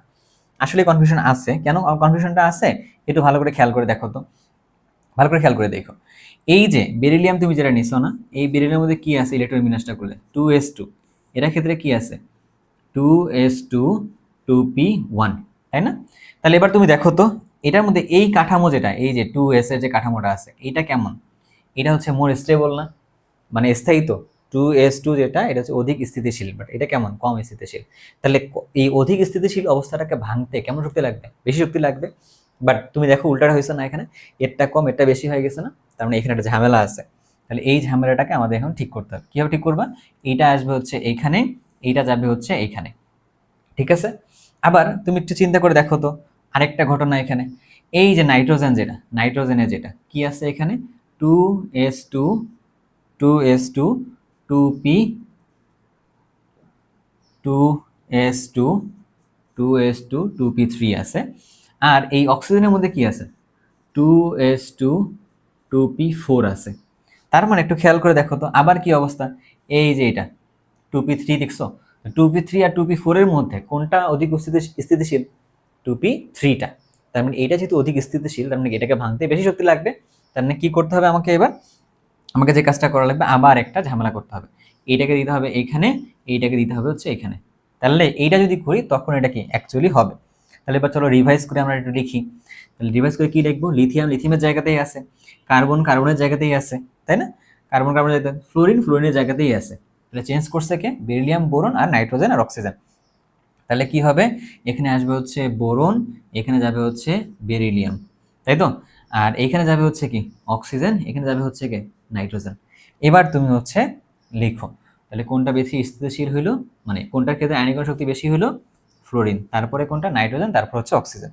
তাহলে তাহলে এইটা তাহলে কি হবে? এটা হচ্ছে অ্যাকচুয়ালি হবে, এটা হচ্ছে অ্যাকচুয়ালি হবে। তার মানে তোমাকে হচ্ছে এই ব্যাখ্যাটা খুব ভালো করে মনে রাখতে হবে, এটা খুব ভালো করে মনে রাখতে হবে। ব্যাপারটা কি আমরা বুঝতে পারছি? বলো তো ব্যাপারটা কি আমরা বুঝতে পারছি কিনা? তাহলে এইটা তুমি এবার কি করো, তুমি সেম জিনিসটা চিন্তা করো পর্যায় 3 দিয়ে, ঠিক সেম উপায়ে সেম গ্রুপগুলা পর্যায় 3 এর মধ্যে বেরিলিয়ামে যা থাকবে কি? ম্যাগনেসিয়াম। তাহলে চেঞ্জ হবে কোথায়? ম্যাগনেসিয়াম আর বেরিলিয়ামের মধ্যে। আর চেঞ্জ হবে কোথায়? সালফার আর ফসফরাসের ক্ষেত্রে। বাট জিনিসটা হচ্ছে সেম টাইপের থাকবে। ব্যাপারটা ক্লিয়ার হয়েছে আমরা? বাট তার মানে আমাদের এখান থেকে প্রশ্ন যেটা হওয়ার পার্ট সবচেয়ে বেশি, সেটা কোনটা? আয়নীকরণ শক্তির মধ্যে ঝামেলাটা কোথায় আছে, ব্যতিক্রমগুলো কোথায়, এটা একটু বলে দিচ্ছি ভাইয়া। তাহলে তুমি একটু ভালো করে এটা পড়বা আর কি। এখন গেল, এবার তারপরে তুমি বলো এবার এই ইলেকট্রন আসক্তি দিয়ে দিলে অবস্থাটা কি হবে? চলো একটু দেখি, পরের পেজের দিকে যাই। ইলেকট্রন আসক্তি দিয়ে, তাই না? ইলেকট্রন আসক্তি দিয়ে, ইলেকট্রন আসক্তি কাকে বলে? ইলেকট্রন আসক্তি কাকে বলে তুমি একটু বলো তো আমাকে। আচ্ছা, ইলেকট্রন আসক্তি যেন কাকে বলে? ইলেকট্রন আসক্তি বলে হচ্ছে গ্যাসীয় অবস্থায় কোনো একটা পরমাণুর, এই যে পরমাণুটা নিলাম কোন অবস্থায়? গ্যাসীয় অবস্থায়, তার সর্ববহিস্থ স্তরে 1 মোল ইলেকট্রন প্রবেশ করাইতে যে পরিমাণে কি লাগে? যে পরিমাণে শক্তি নির্গত হয়, যে পরিমাণে শক্তি নির্গত হয়। তার মানে ধরলাম এখানে ডেল এইচ পরিমাণ ধরলাম শক্তি নির্গত হয়েছে, এই ডেল এইচ পরিমাণ শক্তির নাম হচ্ছে কি? ইলেকট্রন আসক্তি। কোন অবস্থায়? গ্যাসীয় অবস্থায়। গেল, এবার তুমি তাহলে আসো, এখানে আমাদের প্রশ্নটা তাহলে কেমন হবে? সেম অবস্থায় কিন্তু আগের মতো, এদিক থেকে কি হয়, এদিক থেকে কি হয়, এই যে গ্রুপে আর হচ্ছে পর্যায়ে। একই পর্যায়ে গেলে আকার কি হয়েছে? আকার কমছে। তাহলে আয়নিকরণ শক্তি তাহলে কি, ইলেকট্রন আসক্তি তাহলে কি হবে? বাড়বে, কারণ ওই যে আমাদের আইতের কথা কিন্তু মনে আছে, এটা হচ্ছে বাড়ে। এটা তাহলে কি হয়? এটা হচ্ছে তাহলে কমে। তুমি কিন্তু মনে রাখতে হবে নিচেগুলো হচ্ছে গ্রুপ, এটা মানে এদিকে গেলে বাড়বে আর এদিকে গেলে কি হবে আসলে? কমবে। আচ্ছা, তাহলে এইখানে মূলত কি হয়? ধরো আমরা একটা চিন্তা করি এখানে এরকম, ধরো আমরা দিচ্ছি হচ্ছে নাইট্রোজেন, আমরা দিচ্ছি অক্সিজেন, আমরা দিচ্ছি হচ্ছে ফ্লোরিন। তাহলে এটার ক্ষেত্রে তাহলে কোনটার ক্ষেত্রে বেশি হবে বলো তো? এর ক্ষেত্রে বেশি হবে হচ্ছে ফ্লোরিনটা, তারপরে অক্সিজেন, তারপর হচ্ছে নাইট্রোজেনটা, তাই না? এটা হচ্ছে একই পর্যায়ের ক্ষেত্রে আমি হিসাব নিকাশ করছি। এটা কার ক্ষেত্রে হিসাব করছি? একই পর্যায়ে। বাট এই যে ইলেকট্রন আসক্তি, এখান থেকে না পর্যায় থেকে প্রশ্নটা হয় না। এই প্রশ্নটা হয় কোথা থেকে? হয় হচ্ছে গ্রুপ থেকে। গ্রুপে কোথায় কোথায় আছে? ফ্লোরিন, তারপর আছে ক্লোরিন, তারপরে থাকে হচ্ছে কি ব্রোমিন, তারপরে থাকে হচ্ছে আয়োডিন। এবার তুমি আমার একটু বলো তো দেখি, তুমি একটু বলো যে উপর থেকে নিচের দিকে যত যাচ্ছে তত আমাদের কি হয়? কমে না? আমাদের এই যে ইলেকট্রন আসক্তি যেটা, এটা কি হয় আসলে? মানটা কমে। তাহলে উপর থেকে নিচের দিকে আমরা কি লিখবো এখানে? আমরা উপর থেকে নিচের দিকে লিখবো হচ্ছে কি কম? আমরা লিখবো হচ্ছে আকার বাড়ে। আর আমরা কি জানি? আকার বাড়লে এই যে ইলেকট্রন আসক্তির যে মানটা, তাহলে ইলেকট্রন আসক্তি কমে। ইলেকট্রন আসক্তি ইলেকট্রন আসক্তি কমে, ইলেকট্রন আসক্তি কমে। আচ্ছা, এখন ইলেকট্রন আসক্তি যদি কম হয় তাহলে ঘটনা তাহলে কি দাঁড়াইলো বলো তো একটু আমাকে? দাঁড়াইলো হচ্ছে এরকম, fluorine is greater than chlorine is greater than bromine is greater than iodine, এইটা। এখন এই যে ঘটনাটা লিখলাম না, এইটা আসলে কি জানো, এটা আসলে হওয়া, এটা আসলে হওয়া উচিত, এটা আসলে হওয়া উচিত। আর অ্যাকচুয়ালি কি হবে, অ্যাকচুয়ালি কি হবে, অ্যাকচুয়ালি হচ্ছে তোমার এই জায়গাটায় যে হওয়া উচিত টার্মটা শুনে তোমার মনে হইতেছে আসলে ঝামেলা হইতে পারে, তাই না? আচ্ছা, তুমি কিন্তু পরীক্ষায় হওয়া উচিত কথা কিন্তু লিখবা, হওয়া উচিত কথা কিন্তু তুমি লিখবা, লিখলা। এবার তোমার ঘটনার মধ্যে একটু খেয়াল করে দেখো তো এই জায়গায় ঘটনাটা কি হয় অ্যাকচুয়ালি। এইটার ক্ষেত্রে ইলেকট্রন বিন্যাস করলে থাকতেছে 2s2 2p5, এটার ক্ষেত্রে থাকতেছে কি 3s2 3p5। But the problem is, প্রবলেমটা কি এখানে, প্রবলেমটা হচ্ছে এইটার আকারটা কেমন ছোট, ফ্লোরিনের আকার কেমন, আকার হচ্ছে এটার আকার ছোট। আকার যদি ছোট হয় যার কারণে কি হবে, ইলেকট্রন ঘনত্ব কেমন, ইলেকট্রন ঘনত্ব বেশি। যদি আকার ছোট হয়, ইলেকট্রন ঘনত্ব যদি বেশি হয়, তখন তাদের মধ্যে কি বিকর্ষণটা বেশি থাকবে। আর বিকর্ষণ বেশি করা মানে কি, ওর যে শক্তিটা উৎপন্ন করতো, এই যে শক্তির ডেলিসের মানটা যেটা উৎপন্ন করতো, এই মানটা কিন্তু কেমন কি হয় জানো তো, এই মানটা কিন্তু হচ্ছে নেগেটিভ টাইপের হয়। তাহলে তখন সে কি করবে, বিকর্ষণ করতে গিয়ে শক্তি খরচ করে ফেলবে। তাহলে খরচ মানে কি, পজিটিভ এনার্জি, পজিটিভ আর নেগেটিভ দুইটা মিলে আসলে ঘটনা কি হলো, মানটা আরো কমে গেল। তার মানে কি হলো, আকার ছোট, ইলেকট্রন ঘনত্ব বেশি থাকার কারণে এইটার যে মানটা, এই মানটা কম, কার তুলনায় কমে যায়, ক্লোরিনের তুলনায় কমে যায়। তাহলে ক্লোরিন তাহলে কি হবে, সামনে আসবে, ক্লোরিন যাবে হচ্ছে পরে। তাহলে অ্যাকচুয়ালি এটা ক্ষেত্রে ঘটনা কি ঘটবে, ফ্লোরিন যাবে হচ্ছে পরে, তাহলে আগে কে আসবে, আগে আসবে ক্লোরিন আসবে, chlorine is greater than fluorine. But বাকি যারা আছে নিচের দিকে, এই যে তারপরে হলো ব্রোমিন, তারপরে আসলো আয়োডিন, এইটা কিন্তু ঠিকঠাকই থাকবে, এটা কিন্তু ঠিকঠাকই থাকবে আর কি, ঠিক আছে। তাহলে এইটা হলো হবে। তাহলে অ্যাকচুয়ালি তোমাকে কি ব্যাখ্যা করতে হবে, যদি তোমাকে বলে গ্রুপ 17-এর মৌলগুলোর ক্ষেত্রে ইলেকট্রন আসক্তি ক্রম ব্যাখ্যা করো, তখন তুমি এভাবে ব্যাখ্যা করবা যে ওদের ক্ষেত্রে আকারের ব্যাপারটা হচ্ছে উপর থেকে নিচের দিকে বাড়ে, কথা ট্রু। এর ক্ষেত্রে ইলেকট্রন আসক্তি তাহলে কমার কথা, তাহলে এটা হওয়া উচিত, এটা আকার ছোট, এটার ঘনত্ব বেশি হওয়ার কারণে এরকম ঘটনাটা ঘটবে। ব্যাপারটা কি ক্লিয়ার হয়েছে? ওকে, তাহলে আমাদের কাছে আরেকটা পার্ট বাকি আছে। কোনটা পার্ট বাকি আছে যেন, এখান থেকে আমাদের কাছে বাকি আছে হচ্ছে কোনটা, বাকি আছে হচ্ছে তড়িৎ ঋণাত্মকতার পার্টটা বাকি আছে। এবার বলো তড়িৎ ঋণাত্মকতা কি হয়, এটার ক্ষেত্রে এরকম কোনো ব্যতিক্রম নেই, তড়িৎ ঋণাত্মকতার কোনো ব্যতিক্রম নেই, এটার ক্ষেত্রে সরাসরি এরকম। আমরা যদি একই পর্যায়ে যাই তাহলে আকার কি হয়, কমে, তাহলে তড়িৎ ঋণাত্মকতা তাহলে কি হবে, বাড়বে। আর একই গ্রুপে যদি আসি, আকার কি হবে, বাড়বে, তাই তড়িৎ ঋণাত্মকতা তাহলে কি হবে, কমবে। বরঞ্চ তোমার কাছে এই ট্রেন্ড মনে না রেখে তোমাকে কি করতে হবে, এই তড়িৎ ঋণাত্মকতার ক্ষেত্রে তোমাকে এখানে মনে রাখতে হবে হচ্ছে কি, কিছু মান মনে রাখা লাগবে আর কি। তাই জন্য আমি ভাই একটা কাজ করতেছি, এইখানে মানটা লিখে রাখি দিই আর কি, ঠিক আছে। যেমন ধরো ফ্লোরিন, তারপর ধরো যে ক্লোরিন, তারপরে দিলাম হচ্ছে অক্সিজেন, সরি, তারপর তো অক্সিজেন, তারপর নাইট্রোজেন, তারপর ধরো যে এই যে কার্বন, তারপর দিলাম হচ্ছে হাইড্রোজেন। কোনটার ক্ষেত্রে কোনটার মান কত হবে আর কি, কোনটার ক্ষেত্রে মান কত হবে।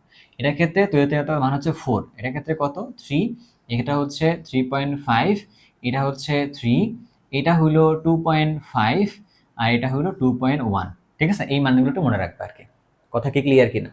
তার মানে আমরা একটু যদি রিভাইজ দিয়ে নিয়ে আসি যে আমরা কি কি পড়তেছিলাম, আমরা পড়তেছিলাম মূলত চ্যাপ্টার 4, আমরা মূলত পড়তেছিলাম হচ্ছে চ্যাপ্টার 4 পর্যায় সারণী। সেখান থেকে আমরা অবস্থান নির্ণয়ের একটা পার্ট দেখে ফেলছি, অবস্থান নির্ণয়ের পার্টটা আশা করি কারো কোনো প্রবলেম নাই। এরপরে পার্টে গিয়ে আমরা কি পড়ে ফেলছি, কিছু হচ্ছে গ্রুপ নেম থেকে শুরু করে সেখান থেকে এমন প্রশ্ন হতে পারে সেটা পড়ে ফেলছি আমরা এখান থেকে। তারপরে আমরা এখান থেকে পড়ে ফেলছি গ্রুপ নেমের মধ্যে গ্রুপ 17 একটি ইম্পর্টেন্ট ছিল, আমরা এটা পড়ে ফেলছি।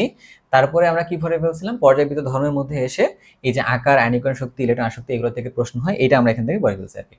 সো মোটা দাগে আমাদের কাছে এতটুকু যদি আমরা পড়ি তাহলে চ্যাপ্টার 4টা আসলে আমাদের কাছে ডান হয়ে যাবে। তো চ্যাপ্টার 4 আমরা এই জিনিসগুলো একটু ভালো করে খেয়াল করব, এবং পারলে তুমি চাইলে একটা প্রশ্ন এখান থেকে দেখে রাখতে পারো, অথবা অধ্যায় শেষে যে প্রশ্ন দুটো আছে না, তুমি ওইটা এখন একটা অ্যাটেম্প করে দেখতে পারো, তুমি আসলে বুঝলা কিনা। শেষ। এবার চলে যাই তাহলে পরেরটার মধ্যে আর কি। আমরা কোনটা পড়তে চাইছিলাম চ্যাপ্টার 4 এর পরে, বল দেখো তো আমরা এরপরে কোনটা পড়তে চাইছিলাম, চ্যাপ্টার 4 এর পরে। চ্যাপ্টার 4টা আমাদের আগে পড়া হয়েছে আর কি, আমরা রিভিশন তো আমাদের কিন্তু শেষ গেল। এবার চাচ্ছি তাহলে কোথায়, মোলের ধারণা ও রাসায়নিক গণনা, এই পার্টের মধ্যে এখানে কিছু ম্যাথমেটিক্যাল টার্ম আছে, এটা আমাদের পড়তে হবে এবার আর কি। তাহলে এবার চলো আমরা একটু সেদিকে যাই, এবার চলো আমরা তাহলে একটু সেদিকে যাই। আমাদের কাছে কোনটা পড়ার কথা এবার, আমাদের কাছে পড়ার কথা হলো চ্যাপ্টার 6, ঠিক আছে, চ্যাপ্টার 6। ওকে, সো এই চ্যাপ্টারে শুরু করার পূর্বে আমরা একটু খেয়াল করে দেখি, এখানে তো গণনা, তাই না? গণনা করতে গেলে মোল সংখ্যা, এই এন আসলে যেটা না, এটা হচ্ছে মোল পরিমাণ। এটা কি প্রকাশ করে, মোল পরিমাণ। তো এই মোল পরিমাণটা বোঝানোর জন্য একটা ফর্মুলা ছিল, খেয়াল করে দেখো তো, তোমার মনে আছে নিশ্চয়ই। আচ্ছা, তো এই এন সমান তাহলে কি ডাব্লু বাই এম, তারপরে তুমি কি লিখতে পারো, এখানে লিখলা এন বাই এন এ, আর এখানে তুমি লিখতে পারো হচ্ছে ভি বাই 22.4 লিটার। গেল। এখানে এই যে ডাব্লুর যে পরিমাণটা না, এটা হচ্ছে কি গ্রাম পরিমাণ বোঝাচ্ছে, এই এন যেটা সংখ্যা বোঝাচ্ছে, ভি যেটা আয়তন বোঝাচ্ছে আর কি। তোমাকে এটা মূলত এমসিকিউ এর জন্য এটা কাজে লাগতে পারে, মূলত আর কি, মূলত পক্ষে। তো চলো একটু দেখি আমরা কি বলছে আমাদের কাছে এখানে। ধরো আমাদের কাছে এরকম একটা জিনিস বললো, বললো হচ্ছে কি রকম যে 36 গ্রাম, বললো 36 গ্রাম এই যে পানি, এটাকে আমরা যদি মোলে কনভার্ট করি, ঠিক আছে, ধরো 36 গ্রাম পানি, পানি না দিয়ে ধরো পানি, হ্যাঁ দিচ্ছে আর কি, সমস্যা নেই, এরকম যদি বলি তাহলে তখন কি হইলো, এটা এন এর মান কত আসবে, ডাব্লিউ এর মান হইলো 36, এটার মলিকুলার ওয়েট কত, এটা হচ্ছে 18 এক মোলের জন্য, তাহলে কত হবে তখন, এই যে 2 মোল হবে হচ্ছে এটা মোল পরিমাণটা, ঠিক আছে। এখন আমাকে যদি বলে এইটার এই কতটি অণু আছে এখানে, এটা বের করো, তাহলে তখন আমি কি করব, এন সমান এই যে এই এন আর এন এটা গুণ করে দিব আর কি, এই N R N A, N A মানে হচ্ছে কি অ্যাভোগাড্রো নাম্বারটা, তাহলে 2 ইন্টু 6.02 ইন্টু 10⁻23, ঠিক আছে, আমি এটাকে গুণ করে দিব, তাহলে তখন কি দাঁড়াবে এখানে, তখন দাঁড়াবে হচ্ছে 12.04 ইন্টু 10⁻23 এরকম দাঁড়াবে আর কি। এভাবে বের করা যেতে পারে, তাই না। ভি এর ক্ষেত্রে ব্যাপারটা এরকম, একটা যদি আমাকে আয়তন দেওয়া থাকে তখন বের করা যাবে। এটার ক্ষেত্রে যদি এটা একটা গ্যাস হইতো বা লিকুইড যদি চিন্তা করি, তখন তাহলে কি করা যায়, 22.4 এর সাথে এন গুণ করলে আমি এখান থেকে ভি পাবো আর কি। সো এটা আসলে খুব বেশি মানে ঝামেলার জিনিস না, এটা তোমরা সবাই জানো, সবাই পারো, তার হচ্ছে মোল পরিমাণটা বের করা, এটা নিয়ে একটা হালকা পাতলা একটা এমসিকিউ হতে পারে, ঠিক আছে। আচ্ছা, এর বাইরে আমাকে আসলে এখানে পড়ার জন্য, আমাদের হচ্ছে যে এই জায়গাটায় যদি আমরা পড়ার ক্ষেত্রে চিন্তা করি, তাহলে কি পড়া লাগবে, ঘনমাত্রা পড়া লাগবে। তো ঘনমাত্রা টার্মটা কি বলতো, ঘনমাত্রা টার্মটা কি, ঘনমাত্রা, তো ঘনমাত্রা কিভাবে নির্ণয় করে একটু বলো তো দেখি। সি সমান কি জানো, এন বাই ভি, এই এনটা কি মোল পরিমাণ, ভিটা কি আসলে আয়তন। আমরা এটাকে ভেঙে আবার কি লিখতে পারি, W by M into V, লেখা যায় কিনা, লেখা যায়। এই যে উপরে যেটা লিখছি না, এইখানকার জন্য ভি কিন্তু কিসে, লিটার এককে, ভি কিন্তু কিসে ইউনিটে, লিটার ইউনিটে। বাট যদি আমরা লিটার না লিখে যদি মিলিলিটার ইউনিটে লিখতাম, তাহলে কি লেখা যায়, লেখা যায় হচ্ছে W into 1000 divided by M into V, এইখানে ভি কিসে, মিলিলিটার ইউনিটে হচ্ছে ভি। বুঝতে পারছি তো। সো ফর্মুলাগুলো একটু জাস্ট মনে রাখতে হবে, তাহলে মনে রাখলে আমাদের জন্য যেটা সুবিধা হওয়ার কথা তো সেটা হইল, এই ফর্মুলা মূলত দিয়ে আমরা কাজ করে রাখি, ঠিক আছে। আচ্ছা, এখন আমাকে কি বলছে, আমাকে এখান থেকে প্রশ্ন যেটা করবে, ধরো আমাকে ঘনমাত্রা বের করতে বলবে আর কি। ধরে নিলাম তোমাকে একটা পাত্র দিছে, সেই পাত্রের মধ্যে আমরা একটা বক্স নিই, এখানে ধরো আমাকে একটা পাত্র দিচ্ছে, এখানে পাত্র দিচ্ছে, দিয়ে এখানে বলছে আমরা এখানে দিলাম হলো সোডিয়াম কার্বনেট, এইটার ক্ষেত্রে তোমাকে দিয়ে বলছে হচ্ছে কত, ধরো এটা দিল হচ্ছে 1.06 এত গ্রাম দিছে, এবং তোমাকে বলছে এখানে হচ্ছে কি 250 মিলিলিটার পানির মধ্যে এটা একটা দ্রবণ দিছে, 250 মিলিলিটার পানি এখানে আছে। এবার তোমাকে বলছে কি এই পুরো পাত্রের মধ্যে সোডিয়াম কার্বনেটের ঘনমাত্রা কত, ধরো তোমাকে এরকম ঘনমাত্রা বের করতে বলছে। তাহলে চলো আমরা একটা ঘনমাত্রা বের করি, এটা ক্ষেত্রে আমরা ঘনমাত্রা বের করি, তাহলে ঘনমাত্রা কত এইটা বের করতে হবে, তাই না। আচ্ছা, তাহলে ঘনমাত্রা কিভাবে বের করলা, সি এর মান আমাদের কাছে একটু খেয়াল করে দেখো, ডাব্লুর মান কত, 1.06 ডাব্লু এর মান, আমাদের কাছে ভি এর মান কত, 250 মিলিলিটার, ঠিক আছে, 250 মিলিলিটার। এবার আমাদের কাছে এম এর মান কত, সোডিয়াম কার্বনেট যেহেতু সবকিছু হিসাব নিকাশ করলে কত আসবে, 106 গ্রাম আসবে আর মোলের জন্য লিখবো আর কি আমরা, তাহলে 1.06 ইন্টু 1000 ফর্মুলা অনুযায়ী। আর এম এর মান কত, এম এর মান হচ্ছে 106, ভি এর মান কত 250, কাটাকাটি করা যায় কিন্তু চাইলে, কাটাকাটি করলে তাহলে কত হলো, এটা হলো 4, আর এখানে যদি কাটি এই যে তুলে দিলাম, তুলে দিলে এখানে কত লেখা যায় 100, তাহলে এটা কাটাকাটি করলাম, তাহলে কত আসতেছে শেষে 0.04 এত মোলারিটি আসতেছে, তাই না। সো এই হচ্ছে ব্যাপারটা অ্যান্সার। আমাদেরকে কাছে কখনো এরকম প্রশ্নের ঘনমাত্রা বের করতে বলতে পারে, অথবা আমাকে কখনো কি বের করতে বলতে পারে, এখান থেকে আমাকে অথবা ঘনমাত্রা দেওয়া আছে কিন্তু আমাকে বের করতে বলছে যে কত গ্রাম বা কত ডাব্লু পরিমাণ লাগবে, এই ফর্মুলাটা ইউজ করতে পারলেই হবে, সিএমভি ডিভাইডেড বাই 1000 ইউজ করলে বের করা যাবে আর কি, তাই তো। আচ্ছা, সো এটা একটা ভালোভাবে মাথায় রাখবা। এখান থেকে আমাকে আরেকটা জিনিস মনে রাখতে হয়, সেটা কি যেন, সেটা যেন কি, সেটা হচ্ছে মোলারিটি বলে একটা টার্ম আছে, তোমরা মনে হয় জানো। মোলারিটি কি? যদি তোমাকে প্রশ্ন করি মোলারিটি আসলে কি, মোলারিটি কি বলো তো? মোলারিটি আসলে কি? মোলারিটি হলো ঘনমাত্রা নির্ণয়ের একটা একক। ঘনমাত্রা নির্ণয়ের নির্ণয়ের একক, ঘনমাত্রা নির্ণয়ের একক। এই যে একটু আগে লিখলা না, ধরো 1 এর সাথে আমি m দিছি, এটা হচ্ছে মোলারিটির থেকে আসছে। আবার ধরো যে 1 এর সাথে আমরা ধরো যে 0.5 দিছি, এটা হচ্ছে মোলারিটির থেকে আসতেছে। আবার ধরো যে 0.1 দিছি, এই যে মোলারিটির থেকে আসতেছে। মোল পার লিটার কিন্তু এটাই, হ্যাঁ। আচ্ছা, সো এটাকে আমরা এভাবে লিখে রাখতে পারি, মোলারিটি মানে আসলে কি, মোল পার লিটার গেল। তারপরে ধরো যে কোথাও লিখছি 0.01 মোলার লিখছি, এরকম। তো এই যে জিনিসগুলো লিখছি না, তুমি এটা খেয়াল করে দেখো তো, এই যে ঘনমাত্রাগুলো লিখছো, এই ঘনমাত্রাগুলো তোমার জানা ঘনমাত্রা না? যে দ্রবণের ঘনমাত্রা জানা থাকে তাকে বলা হয় প্রমাণ দ্রবণ বলে। যে দ্রবণের ঘনমাত্রা জানা থাকে তখন তাকে কি বলা হয়? তখন তাকে প্রমাণ দ্রবণ বলে। এই প্রত্যেকটাই আমাদের কাছে কি জানা ঘনমাত্রা না? এতে প্রত্যেকটা আসলে কি আমাদের কাছে জানা ঘনমাত্রা। জানা ঘনমাত্রাকে আমরা কি বলা হয়? এদেরকে প্রমাণ প্রমাণ দ্রবণ বলে। প্রমাণ দ্রবণ কাকে বলে? যে দ্রবণের ঘনমাত্রা জানা থাকে তাকে কি বলা হয়? প্রমাণ দ্রবণ বলে। তাহলে এই ঘনমাত্রাটার একটা নাম আছে, মানে প্রমাণ দ্রবণ তো বলছি, তো এই ঘনমাত্রা যে দ্রবণের ক্ষেত্রে হবে সেই দ্রবণটাকে বলবো হচ্ছে মোলার দ্রবণ বলবো আর কি, ঠিক আছে? আচ্ছা বলছি, তো এই দ্রবণের নাম কি? এই দ্রবণটার নাম বলতে পারি মোলার দ্রবণ। তাহলে কি বলতে পারি উল্টো ঘটনাটা, যে দ্রবণের ঘনমাত্রা 1 মোলারিটি হয় বা মোল পার লিটার হয় তাকে বলা হয় মোলার দ্রবণ বলে। যদি 0.5 হয় তখন তাকে কি বলা হয়? তখন তাকে বলে হচ্ছে সেমি মোলার, সেমি মোলার দ্রবণ বলে। যখন 0.1 হয় তখন সেটাকে কি বলা হয়? তখন সেটাকে ডেসি মোলার দ্রবণ বলে। যখন এইটা হয় তখন তাকে কি বলা হয়? তখন তাকে সেন্টিমোলার দ্রবণ বলে। সেন্টিমোলার দ্রবণ বলে। তার মানে আমাদের পরীক্ষায় ক নাম্বারে চলে আসতে পারে 1 মোলার দ্রবণ বলতে তুমি কি বুঝো? তুমি যেটা বুঝো যে দ্রবণের ঘনমাত্রা কত, 1 মোল পার লিটার হয় আর কি। ব্যাপারটা কি ক্লিয়ার? ওকে, এখন এটা তো একটা লেভেলে গেল, এখান থেকে কিছু প্রশ্ন হইতে পারে, গেল। এর পরের পার্টে কি আছে এই চ্যাপ্টার থেকে? এই চ্যাপ্টার থেকে আছে আছে হচ্ছে মৌলের একটা যোগের ক্ষেত্রে কোনো একটা নির্দিষ্ট মৌলের শতকরা সংযুতি নিয়ে প্রশ্ন হতে পারে। কি প্রশ্ন হতে পারে? প্রশ্ন হতে পারে হচ্ছে শতকরা সংযুতি নিয়ে। শতকরা সংযুক্তি বা সংযুতি নিয়ে প্রশ্ন হতে পারে, সংযুতি নিয়ে প্রশ্ন হয়। তো এইটা আবার ব্যাপারটা কি রকম?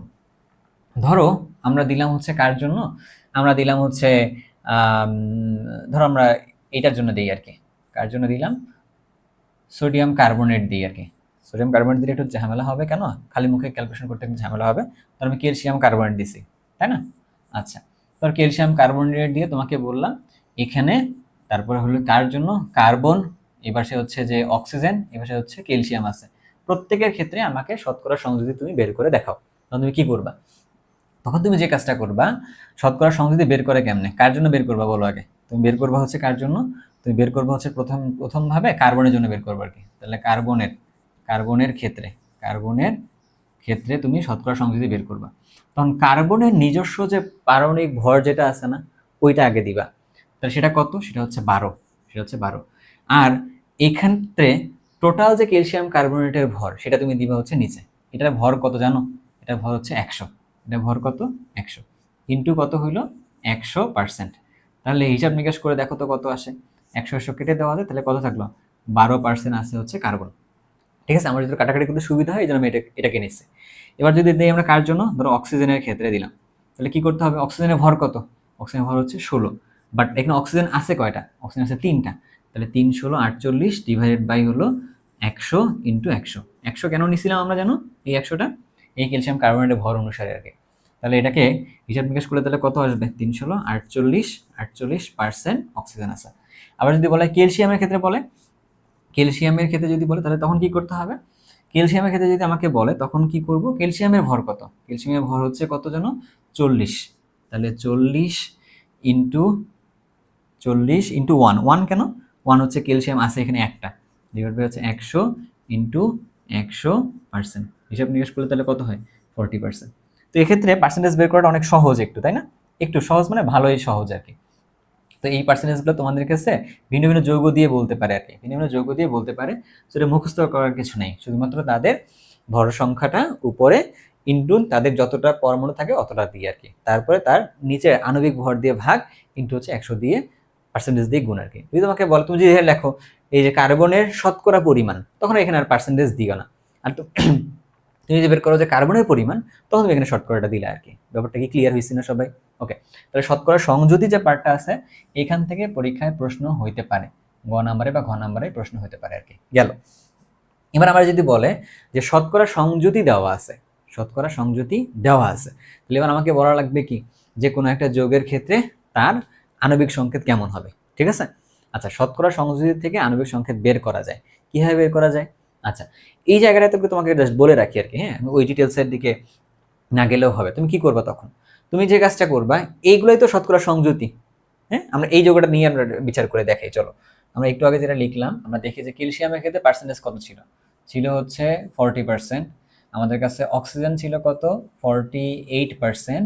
আমাদের কাছে কার্বন ছিল কত পার্সেন্ট, 12%। ধরো এটা আমাদের দেওয়া আছে, আমাকে বলছে কি এটার মাধ্যমে তার আণবিক সংকেতটা বের করতে হবে, তাই তো? আচ্ছা, কি কাজ করতে হবে? কাজটা খুব বেশি জটিল কাজ না, কাজটা একটু সহজে আছে। যে সবচেয়ে ছোট যে নাম্বারটা আছে না, তুমি এখান থেকে শুরু করো আর কি আগে, হ্যাঁ। তো এদের ক্ষেত্রে তুমি কি করবা, ওকে দিয়ে তার নিজেরটাকে ভাগ করবা। ছোট নাম্বারটা বাদ দাও, তুমি যে কথা বললাম যে পার্সেন্টেজটা দেওয়া আছে না, ওই পার্সেন্টেজটাকে তার কি করবা, আণবিক ভর দিয়ে জাস্ট ভাগ করবা আর কি। দেখি একটু, চলো দেখি তো। ধরো কার্বনের ক্ষেত্রে তাহলে কত হইলো, 12%কে ভাগ দিলা কি দিয়ে, তার যে আণবিক ভর কত, মানে পারমাণবিক ভর কত 12, এটা দিয়ে ভাগ করছো, ভাগ করে তাহলে কত আসছে 1। তারপর তুমি যদি দেখো অক্সিজেনের ক্ষেত্রে তাহলে কত আসবে, অক্সিজেনের ক্ষেত্রে আছে 48%, ওই নাম্বারটাকে ভাগ করছো তার পারমাণবিক ভর দিয়ে, সেটা তাহলে কত হলো 3। আবার তুমি যদি ক্যালসিয়ামকে ভাগ দাও তাহলে কত হলো, ক্যালসিয়ামের ক্ষেত্রে ছিল 40, ভাগ দিলা হচ্ছে 40 দিয়ে আর কি, তাহলে তখন কি দাঁড়াইলো, দাঁড়ালো হচ্ছে 1। তাহলে এখানে প্রত্যেকের ক্ষেত্রে তুমি সংযুক্তিটুকু জানো, এটা হচ্ছে 1, এটা হচ্ছে 3, এটা হচ্ছে ক্যালসিয়াম, মানে এটা হচ্ছে 1। তাহলে ক্যালসিয়াম আছে এখানে কয়টা, একটা। তারপরে যাবে হচ্ছে কার্বন, তারপর সেটা হলো অক্সিজেন। তাহলে ক্যালসিয়াম হলো 1, এটা হলো 1, এটা তাহলে কত হলো 3। তাহলে এটাকে তুমি আসলে কি লিখতে পারতেছো তখন, ক্যালসিয়াম কার্বনেট। সো ব্যাপারটা অনেক একটু ক্লিয়ার হয়েছে, তাই না? যে শতকরা সংযুতি বের করে কেমনে, আর শতকরা সংযুতি থেকে আমি আণবিক সংকেত বের করবো কেমনে আর কি, ঠিক আছে? আর জটিলভাবে আমরা সামনের দিকে আর গেলাম না। তো এইটা থেকে তুমি আসলে এখান থেকে সহজে চাইলে বের করতে পারো। এর বাইরে আমাদের কাছে এইখানে একটা পড়া লাগে হচ্ছে কি জানো, এখানে পড়া লাগে হচ্ছে রিয়াকশনের কিছু ম্যাথ আছে, এই কাহিনীগুলো একটু করা লাগে। তো রিয়াকশন বেসড কিছু প্রবলেম আছে, রিয়াকশন বেসড, হ্যাঁ, ম্যাথ। এই ম্যাথগুলো একটু ভালো করে আমাদেরকে করা লাগবে আর কি। চলো একটু এইটার দিকে আমরা আগাই। রিয়াকশন বেসড ম্যাথের দিকে যাওয়ার আগে একটা ছোট কনসেপ্ট একটু ক্লিয়ার করে নিই, যে লিমিটিং বিক্রিয়কের একটা কনসেপ্ট আছে। যে লিমিটিং বিক্রিয়ক কাকে বলে, লিমিটিং লিমিটিং বিক্রিয়ক। তোমরা একটু বলো তো আমাকে, লিমিটিং বিক্রিয়ক কাকে বলে? যে কোনো একটা বিক্রিয়ার মধ্যে যে বিক্রিয়কটা বিক্রিয়া করার সময় আগে শেষ হয়ে গেছে, ওর নাম হচ্ছে লিমিটিং বিক্রিয়ক আর কি, ঠিক আছে? আচ্ছা, তো চলো একটু আমরা দেখি, একটু এখান থেকে কয়েকটা ম্যাথ আমরা দেখি। ধরো আমরা একটা বিক্রিয়া করতেছি এই পর্যায়ে, কার সাথে বিক্রিয়া করব, আমরা ধরো যে বিক্রিয়া করতেছি ম্যাগনেসিয়ামের সাথে, আমরা বিক্রিয়া দিলাম হচ্ছে অক্সিজেনের। বিক্রিয়া করার পরে কি তৈরি করলো, ধরলাম ম্যাগনেসিয়াম অক্সাইড তৈরি করছে। ব্যালেন্স করার পরে এর সামনে 2, এর সামনে কত আসবে 2, ঠিক আছে? এখানে কিন্তু যখন তুমি বিক্রিয়া বেসড ম্যাথ করতে যাবো তখন তোমাকে কিন্তু ব্যালেন্স করাটা বাধ্যতামূলক, মাথায় রাখতে হবে কথাটাকে আর কি। তাহলে এবার ধরো এটা ক্ষেত্রে তোমাকে ধরো গিভেন, আমরা একটা বলি, আমরা ধরো যে তোমাকে এরকম বলে দিচ্ছি, এটা কিন্তু গিভেন বলতেছি। গিভেন মানে হচ্ছে যে প্রশ্নের ডাটাতে দিয়ে দেওয়া আছে, ধরে নিলাম এটাতে। ধরো তোমাকে এটা বলে দিচ্ছে এটা হলো 80 গ্রাম, এটা ওকে বলে দিচ্ছে 80 গ্রাম, আর এটা বিক্রিয়া করতেছে হচ্ছে ধরো বিক্রিয়া করছে হচ্ছে 40 গ্রাম, 40 গ্রাম অক্সিজেন নিয়ে বিক্রিয়া করছে আর কি। এখন তোমাকে বলছে যে কোনটা লিমিটিং বিক্রিয়ক ওইটা বের করো, আর কতটুকু পরিমাণে ক্যালসিয়াম অক্সাইড পাওয়া যায়, মানে ম্যাগনেসিয়াম অক্সাইড পাওয়া যাবে, এটা বের করতে বলছে আর কি। প্রশ্ন হচ্ছে এরকম টাইপের। তারপরে চলো দেখি তো কি ঘটনা ঘটছে এখানে। তখন তুমি কিন্তু সবগুলো ম্যাথ যেহেতু একই টাইপের ম্যাথ বা একইভাবে করতে হয়, খুব বেশি জটিল কিছু না। তো চলো একটু দেখা যাক কিরকম ঘটনাটা ঘটে। সো এই জায়গা থেকে আমরা কি দেখতেছি, যে 2 মোল ম্যাগনেসিয়াম অক্সাইড, আমরা কি লিখি, আমরা এরকম লিখতে পারি কিনা, যে 2 মোল ম্যাগনেসিয়াম ম্যাগনেসিয়াম অক্সাইড, এটা বিক্রিয়া করে কার সাথে, এটা বিক্রিয়া করতেছে হচ্ছে কার সাথে, 1 মোল 1 মোল অক্সিজেনের সাথে। বিক্রিয়া করে কি তৈরি করতেছে আবার, 2 মোল 2 মোল ম্যাগনেসিয়াম অক্সাইড তৈরি করছে আর কি। তুমি এই কথা বাংলা লিখতে পারো, 2 মোলের সাথে 1 মোল বিক্রিয়া করে অমুক অমুক তৈরি করছে আর কি। অথবা তুমি এটাকে আবার কি লিখতে পারো, আচ্ছা এটা কিন্তু ম্যাগনেসিয়াম অক্সাইড, ম্যাগনেসিয়াম, তাই না? আচ্ছা, সো এটা কি হলো, ম্যাগনেসিয়াম। এখন একটু ভালো করে আমরা হিসাব নিকাশ করি, যে এই 2 মোল ম্যাগনেসিয়াম মানে কি, ম্যাগনেসিয়ামের ভর কত, ম্যাগনেসিয়ামের ভর কত, ম্যাগনেসিয়ামের ভর হচ্ছে কত হয় জানো? 24। তাহলে 24 গুণে তাহলে কত হলো? 48। তাহলে ইন টোটালি 48 গ্রাম ম্যাগনেসিয়াম বিক্রিয়া করতেছে 1 মোল অক্সিজেন। 1 মোল অক্সিজেন মানে কত গ্রাম? 32 গ্রাম। 32 গ্রাম 32 গ্রাম অক্সিজেনের সাথে বিক্রিয়া করছে আর কি। ঠিক আছে, 32 গ্রাম অক্সিজেনের সাথে বিক্রিয়া করে তাহলে কতটুকু তৈরি করে? ম্যাগনেসিয়াম অক্সাইডের ভর কত? এটা ভর হচ্ছে 24, এটার ভর হচ্ছে কত? 16। তাহলে 16 আর 24 যোগ করলে কত হয়? 40 হয়। আচ্ছা 40। তাহলে 40-এর সাথে 2 গুণ করতে হলে কত হলো? 80। তাহলে এখানে রেখে রাখতে পারি 80 গ্রাম। 80 গ্রাম আমরা যদি এটাকে হাত দিয়েও লিখতে পারি চাইলে, অবশ্য লিখলাম 80 গ্রামের সাথে এত গ্রাম ম্যাগনেসিয়াম অক্সাইড উৎপন্ন করছে আর কি, তাই তো? আচ্ছা, এবার তুমি ঘটনার মধ্যে তাহলে একটু আসো তো। তাহলে এটা হচ্ছে আমাদের কাছে, কিন্তু আমরা জানি এটা যে থিওরিটিক্যাল কথা, এটা কিন্তু একটা থিওরিটিক্যাল কথা যে আমরা গ্রাম দিয়ে হিসাব করতে চাই, আমরা কিন্তু গ্রাম দিয়ে হিসাব করতে পারি, আমরা চাইলে কিন্তু আমরা কি দিয়ে হিসাব করতে পারি? আমরা কিন্তু চাইলে গ্রাম দিয়ে হিসাব করতে পারি, আমরা চাইলে হচ্ছে কি এখানে মূল সংখ্যা দিয়ে হিসাব করতে পারি আর কি। আচ্ছা, এবার তাহলে একটু কথার মধ্যে এই জায়গাটা আসতে হবে ভাইয়া, সেটা কি? এখন কোনটার পরিমাণটা কম আছে এটা হচ্ছে আমাদের কাছে মূল ব্যাপারটা, কোনটার পরিমাণটা কম আছে। এটা 40 গ্রাম যেহেতু লাগবে, তাই না? তাহলে এইটার পরিমাণটা দেখা যাচ্ছে কম আছে, মানে 32 গ্রাম যেহেতু এটা লাগবে, এটা পরিমাণটা তাহলে কম আছে। তাহলে আমার যদি এইখানে লাগে হচ্ছে কত? আমার যদি এইখানে লাগে হচ্ছে 40, আমি যেখানে 40 লিখি, হ্যাঁ, তখন তাহলে কি লাগবে? সরি, কতটুকু আমাদের ম্যাগনেসিয়ামের সাথে বিক্রিয়া করে একটু দেখা লাগবে আর কি আমাদেরকে, বলো তো দেখি। ধরো 32 গ্রাম 32 গ্রাম অক্সিজেন, এইটা বিক্রিয়া করতেছে কার সাথে? 48 গ্রাম ম্যাগনেসিয়ামের সাথে বিক্রিয়া করে, তাই না? যদি আমরা 40 গ্রাম যদি নিতাম, 40 গ্রাম যদি আমরা অক্সিজেন নিতাম, তখন কার সাথে সে বিক্রিয়া করতে হচ্ছে 48 ইন্টু 40 ডিভাইডেড বাই কত? ডিভাইড বাই হচ্ছে 32। তাহলে এটা কত হয়? তো সকল দুগুণে 32 হয়, 300 ধরো যে 48 হইলো আর কি। তাহলে এটাকে 2 দিয়ে গুণ করে তাহলে কত হয়? 2 দিয়ে গুণ করলে হচ্ছে 4 হয় আর কি, তাই না? 2 দিয়ে গুণ করলে হচ্ছে, ভাগ করলে হচ্ছে 20 হয়। তাহলে কত হলো? 3 দিয়ে গুণে 60। তাহলে আমাদের কাছে কি ম্যাগনেসিয়াম লাগবে কত? 60 গ্রাম। যদি আমি এখানে 40 গ্রাম কি নেই, অক্সিজেন নেই আর কি, তাই না? তাহলে আমার কাছে অক্সিজেনটা হচ্ছে আমাদের কাছে কি হবে? এটা লিমিটিং বিক্রিয়ক হবে, তাই তো? আর আমাদের এক্সেস পরিমাণ থাকবে কি? ম্যাগনেসিয়াম অক্সাইড থাকবে। যাই হোক, তাহলে আমরা একটু লিখতেছিলাম এখানে যে 40 গ্রাম অক্সিজেন যদি নেই, সে বিক্রিয়া করে কার সাথে? সে বিক্রিয়া করে হচ্ছে 60 গ্রাম ম্যাগনেসিয়ামের সাথে বিক্রিয়া করছে আর কি, তাই না? আর ওইটুকুর সাথে ওই সময় যদি চিন্তা করি, তাহলে তখন কতটুকু ম্যাগনেসিয়াম অক্সাইড মানে উৎপন্ন করে, এটা তোমরা চাইলে এখনই বের করে ফেলতে পারবা, ওই ঐকিক নিয়ম ওরকম করে করে করতে পারবা এখানে, না পারলে আমিও করবো এখানে, সমস্যা নেই। ওকে, গেল। তাহলে এখান থেকে আমি কি বুঝলাম? আমাদের কাছে অবশিষ্ট থাকবে কে? আমাদের কাছে অবশিষ্ট থাকে, আমাদের কাছে অবশিষ্ট থাকে, অবশিষ্ট থাকে কোনটা? থাকে হচ্ছে কত? এই যে 80 মাইনাস 60, 80 মাইনাস 60, এত গ্রাম কি অবশিষ্ট থাকে? ম্যাগনেসিয়াম, এত গ্রাম ম্যাগনেসিয়াম অবশিষ্ট থাকে। সেটা কত তাহলে? হিসাবটা যদি আমরা বলি কত, তাহলে এটা হচ্ছে 20। তাহলে 20 গ্রাম ম্যাগনেসিয়াম অবশিষ্ট থাকে আর কি। ঠিক আছে, গেল। এখন আমাদের কাছে লিমিটিং বিক্রিয়ক কোনটা? আমাদের কাছে লিমিটিং বিক্রিয়ক দাঁড়াচ্ছে হচ্ছে এইটা, হলো আমাদের কাছে লিমিটিং বিক্রিয়ক। এই যে অক্সিজেন যেটা, সেটা লিমিটিং বিক্রিয়ক। কেন? কারণ ওইটা বিক্রিয়া শেষ হয়ে গেছে আর কি। তাই এখান থেকে আমাকে আরেকটা প্রশ্ন করছিল, কি যেন মনে আছে? যে ম্যাগনেসিয়াম অক্সাইডের পরিমাণটা কত, এটা বের করতে বলছে আর কি। তাহলে আমরা এখন চাইলে আবার ওই যে আগের মতো করে ঐকিক নিয়মে যাইতে পারবো, গিয়ে আমরা একটু বের করে নিয়ে আসতে পারবো। চলো একটু দেখে নিয়ে এসে কি ঘটনাটা ঘটে। মাথায় রাখতে হবে এই জায়গাটার ক্ষেত্রে, লিমিটিং বিক্রিয়া তুমি যেটা নিছো ওইটা দিয়ে ম্যাথ করবে আর কি। তুমি যদি এখানে 80 গ্রাম থেকে হিসাব করো তাহলে কিন্তু হইলো না, কারণ 80 গ্রাম তো আমরা নিছিলাম শুরুতে, বাট 80 গ্রাম কিন্তু ইউজ হয় নাই। 80 গ্রাম ইউজ না হয়ে বরঞ্চ কোনটা ইউজ হয়েছে? ইউজ হচ্ছে কত গ্রাম? ইউজ হচ্ছে 60 গ্রাম ইউজ হয়েছে আর কি। গেল। তাহলে একটু ভালো করে দেখো, আমরা একটু এই জায়গাটায় লিখি। আমরা কোথায় লিখবো এই জায়গাটায়? আমরা হচ্ছে যে এই পার্টটাকে, আমরা আছে এই পার্টটাকে, আমরা এই পার্টটাকে হচ্ছে মুছে দিতে পারি। এই যে এই পার্টটাকে আপাতত মুছে দিলাম আর কি। ধরো এই পার্টটাকে মুছে দিলাম, যেহেতু তুমি লিখে রাখছো, সমস্যা নেই, গেছে। এবার এখান থেকে কি লিখতে পারি? 40 গ্রাম 40 গ্রাম অক্সিজেন বিক্রিয়া করে কার সাথে? বিক্রিয়া করে হচ্ছে 80 গ্রামের সাথে, তাই না? 80 গ্রাম ম্যাগনেসিয়াম অক্সাইডের সাথে। কি হয় বুঝলাম? 80 গ্রাম, জানো মনে আছে না? যে 24 আর 16 যোগ করলে কত হয়? 40 হয়। 40কে 2 দিয়ে গুণ করছি, তাহলে কত হয়েছে? 80 হয়েছে। আচ্ছা, গেল। তাহলে আমরা এখানে কি বের করতে পারি? 40 গ্রামের সাথে, আচ্ছা ভুল লিখছে একটা জিনিস, এটা 40 গ্রাম না, তাই না? এটা 40 গ্রাম না, এটা হচ্ছে কার সাথে? এটা হলো 32 গ্রামের সাথে। কেন?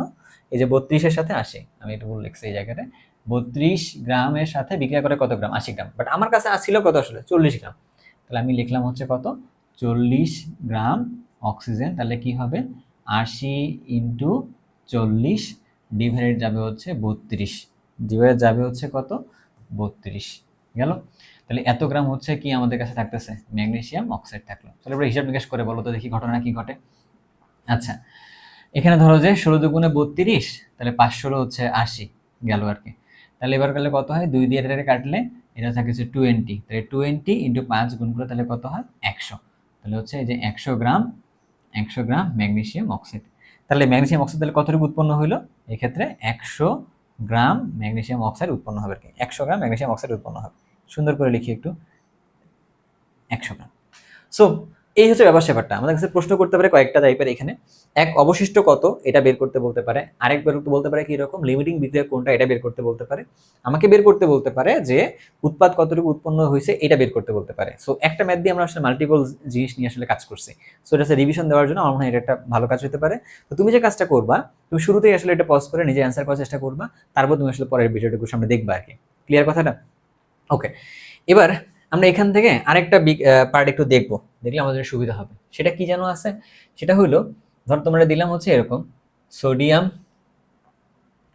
একটু পার্ট আমরা এই জায়গায় দেখব। ধরো আমরা কাজ করতে যাইতেছি, ধরো সোডিয়াম হাইড্রোক্সাইড এর সাথে দিলাম আমরা হচ্ছে HCl, বিক্রিয়া করলে কি উৎপন্ন হয়? উৎপন্ন হয় হচ্ছে সোডিয়াম ক্লোরাইড প্লাস পানি। এই বিক্রিয়াটার নাম আছে, নাম কি বলতো? এই বিক্রিয়াটার নাম হলো প্রশমন বিক্রিয়া। প্রশমন বিক্রিয়া, প্রশমন বিক্রিয়া।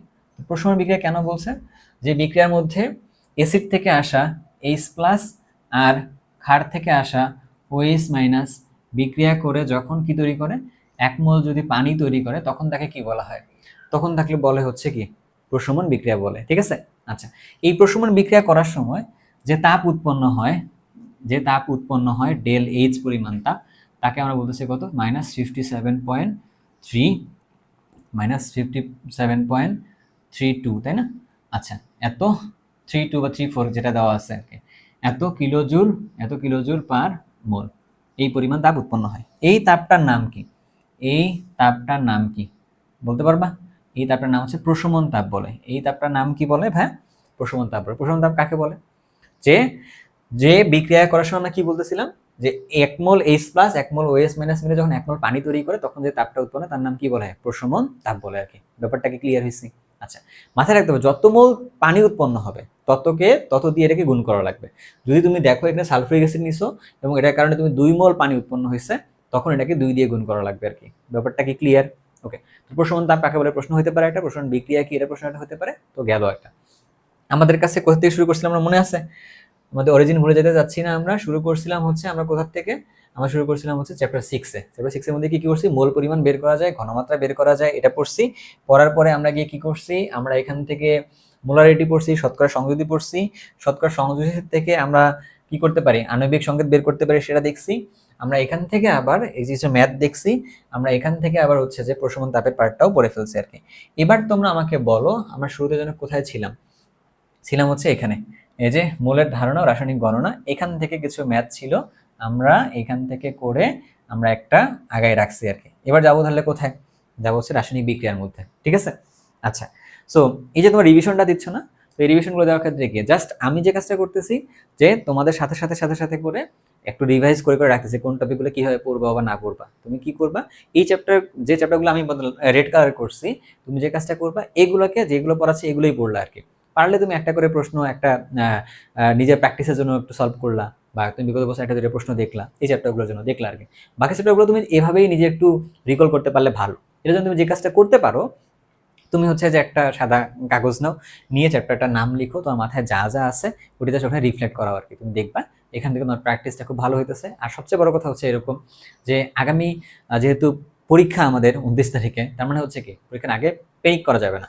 জাস্ট নিজের মাথায় যা আছে এটাই লিখবা আর কি। ওটাই তুমি পরীক্ষা দিয়ে যাবে, দেখো তুমি ভালো করতেছো। এই ভরসাটুকু নিজের মধ্যে রাখবে। ঠিক আছে, চলো আমরা শুরু করি।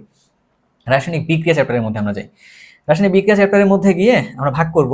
এই পার্টের মধ্যে কয়েকটা ভালো পার্ট আছে এবং এই পার্টটা হচ্ছে একটু গুরুত্বপূর্ণ পার্ট ইভেন। চলো একটু যাই আমরা কোথায় যেন ছিলাম? আমরা ছিলাম হচ্ছে এখানে। আমরা এখানে ছিলাম। এবার চলো দেখি, আমরা এখানে যখন ছিলাম আমরা দেখতেছিলাম হচ্ছে আহ, রাসায়নিক বিক্রিয়া। আমরা দেখতেছিলাম রাসায়নিক বিক্রিয়া। রাসায়নিক বিক্রিয়াগুলো অনেক টাইপের ভাগ করছে, অমুক তমুক হয়েছে, ঘটনাগুলো ঠিক আছে, বাট আমরা আসলে জিনিসটাকে একটু সহজ করে পড়তে চাই, যে যেখান থেকে প্রশ্ন হওয়ার মতো সেই জায়গাগুলো থেকে পড়তে চাই আর কি। ঠিক আছে, আচ্ছা। তো প্রথমেই আমি একদমই সরাসরি চলে যাব সেখানে। সেখানে চলে যাব হচ্ছে কোথায়, আমরা চলে যাব হচ্ছে সেই জারণ বিজারণেই চলে যাব আর কি, একদমই রেডক্স দিয়ে আমরা চলে যাব হচ্ছে রেডক্সেই চলে যাব আর কি সরাসরি। এখন রেডক্সটা পার্ট পড়ার জন্য আমাকে একটা প্রায়র নলেজ লাগবে, সেটা হচ্ছে কি বলতো, সেটা হচ্ছে জারণ বিক্রিয়া পড়া, মানে জারণ মান পড়া লাগবে আর কি। জারণ মান পড়া লাগবে, জারণ মান নির্ণয়টা আগে দেখি, তারপরে আমরা রেডক্স বিক্রিয়া পড়তে চাই আর কি। আগে জারণ মান নির্ণয়টা দেখি, এটা কিন্তু রিডক্সেরই একটা পার্ট, কারণ জারণ মান না জানলে আসলে কাজগুলো হয় না। এবার তাহলে একটু চলো, জারণ মান তোমাকে যখন বের করতে বলতেছি একান্ত, তো তখন কার কার জন্য বের করতে বলি। ধরো তোমরা এটা বলছি K2Cr2O7, এক্ষেত্রে ক্রোমিয়ামের জারণ মান। ধরো Na2S2O3, এক্ষেত্রে এটা জারণ মান, এই সালফারের জারণ মান, এক্ষেত্রে ক্রোমিয়ামের জারণ মান। আবার ধরো তোমরা এখানে বলছি যে H2SO4 সালফারের জারণ মান। আবার ধরো তোমাকে এখানে বলছি NH3, এখানে নাইট্রোজেনের জারণ মান। আর একটা তোমাকে এখানে জাস্ট বলবো, সেটা হলো কার জন্য, সেটা হইলো তোমার যে বলতেছি হচ্ছে ধরো সোডিয়াম হাইড্রাইড, এটা ক্ষেত্রে বলতেছি একটা, এটা এরকম। তো এক্ষেত্রে তুমি হাইড্রোজেনের জারণ মান দেখবা আর কি। আরেকটা তুমি দেখবা C2H2Cl2, ঠিক আছে, এক্ষেত্রে তোমাকে বলছি কার্বনের জারণ মান। তো এগুলো দেখলেই মোটামুটি হয়ে যাবে আর কি, আর কিছু করা লাগবে না। চলো ওটা দেখি আমরা। জারণ মান কিভাবে বের করার জন্য, টোটালটাকে জিরো বানাইতে হয়, তাই তো, টোটালটাকে কি বানাইতে হবে, জিরো বানাইতে হবে। তাহলে অক্সিজেনের জারণ মান নর্মালি কত, নর্মালি হচ্ছে -2। তাহলে -2 হওয়া মানে এটা কত তাহলে হবে, একদম 7 দুগুণে 14। এক্ষেত্রে তাহলে কত হবে, পটাশিয়াম মানে গ্রুপ 1 এর মৌলগুলো সবসময়ের জন্য +1, তাহলে এটা কত হলো তাহলে +2।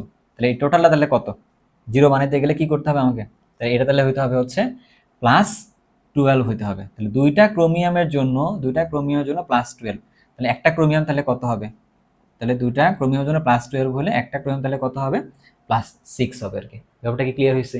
ওকে। আবার যদি আমরা এটার জন্য দেখি, তাহলে চলো তো দেখি, দেখা যায় কি হয়। এটার জন্য টোটালের জন্য হচ্ছে -6 এই অক্সিজেনের জন্য, এটার জন্য তাহলে গ্রুপ 1 হিসেবে +2, এইটার জন্য তাহলে কত হবে, এটার জন্য হবে হচ্ছে +4। তাহলে দুইটা সালফারের জন্য হলো +4, তাহলে একটা সালফার তাহলে কত হলো, তাহলে একটা সালফারের জন্য হলো +2, তাই না? এখানে তাহলে কি হবে, একই উপায় কিন্তু এখানেও কিন্তু একই উপায়।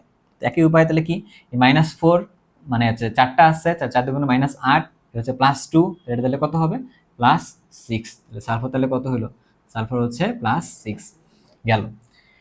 এবার তুমি এটা বলো, এই যে NH3 যেটা আছে এখানে তাহলে ঘটনা কি ঘটবে, হাইড্রোজেনের ক্ষতি হচ্ছে প্লাস কত, +1, তাহলে 3 এর জন্য কত হলো +3, এর জন্য তাহলে কত হবে -3। এক্ষেত্রে নাইট্রোজেনের জন্য কত দাঁড়াইলো -3 আর কি। ঠিক আছে, এবার যদি আমরা এখানে যাই, সোডিয়াম আছে হাইড্রোজেনও আছে, তো হাইড্রোজেন তো সাধারণত কি হয়, প্লাস হয়। বাট যদি গ্রুপ 1 এর মৌলগুলোর সাথে সে থাকে, অর্থাৎ ধাতুর সাথে যদি হাইড্রোজেন থাকে, তখন হাইড্রোজেন কিন্তু কি হবে, মাইনাস হবে আর কি, হাইড্রাইড যেটাকে বলে। তো এটা কত, এটা হচ্ছে +1, এটা হচ্ছে -1, তাহলে হাইড্রোজেনের জন্য মানটা কত দাঁড়ালো, -1 আর কি।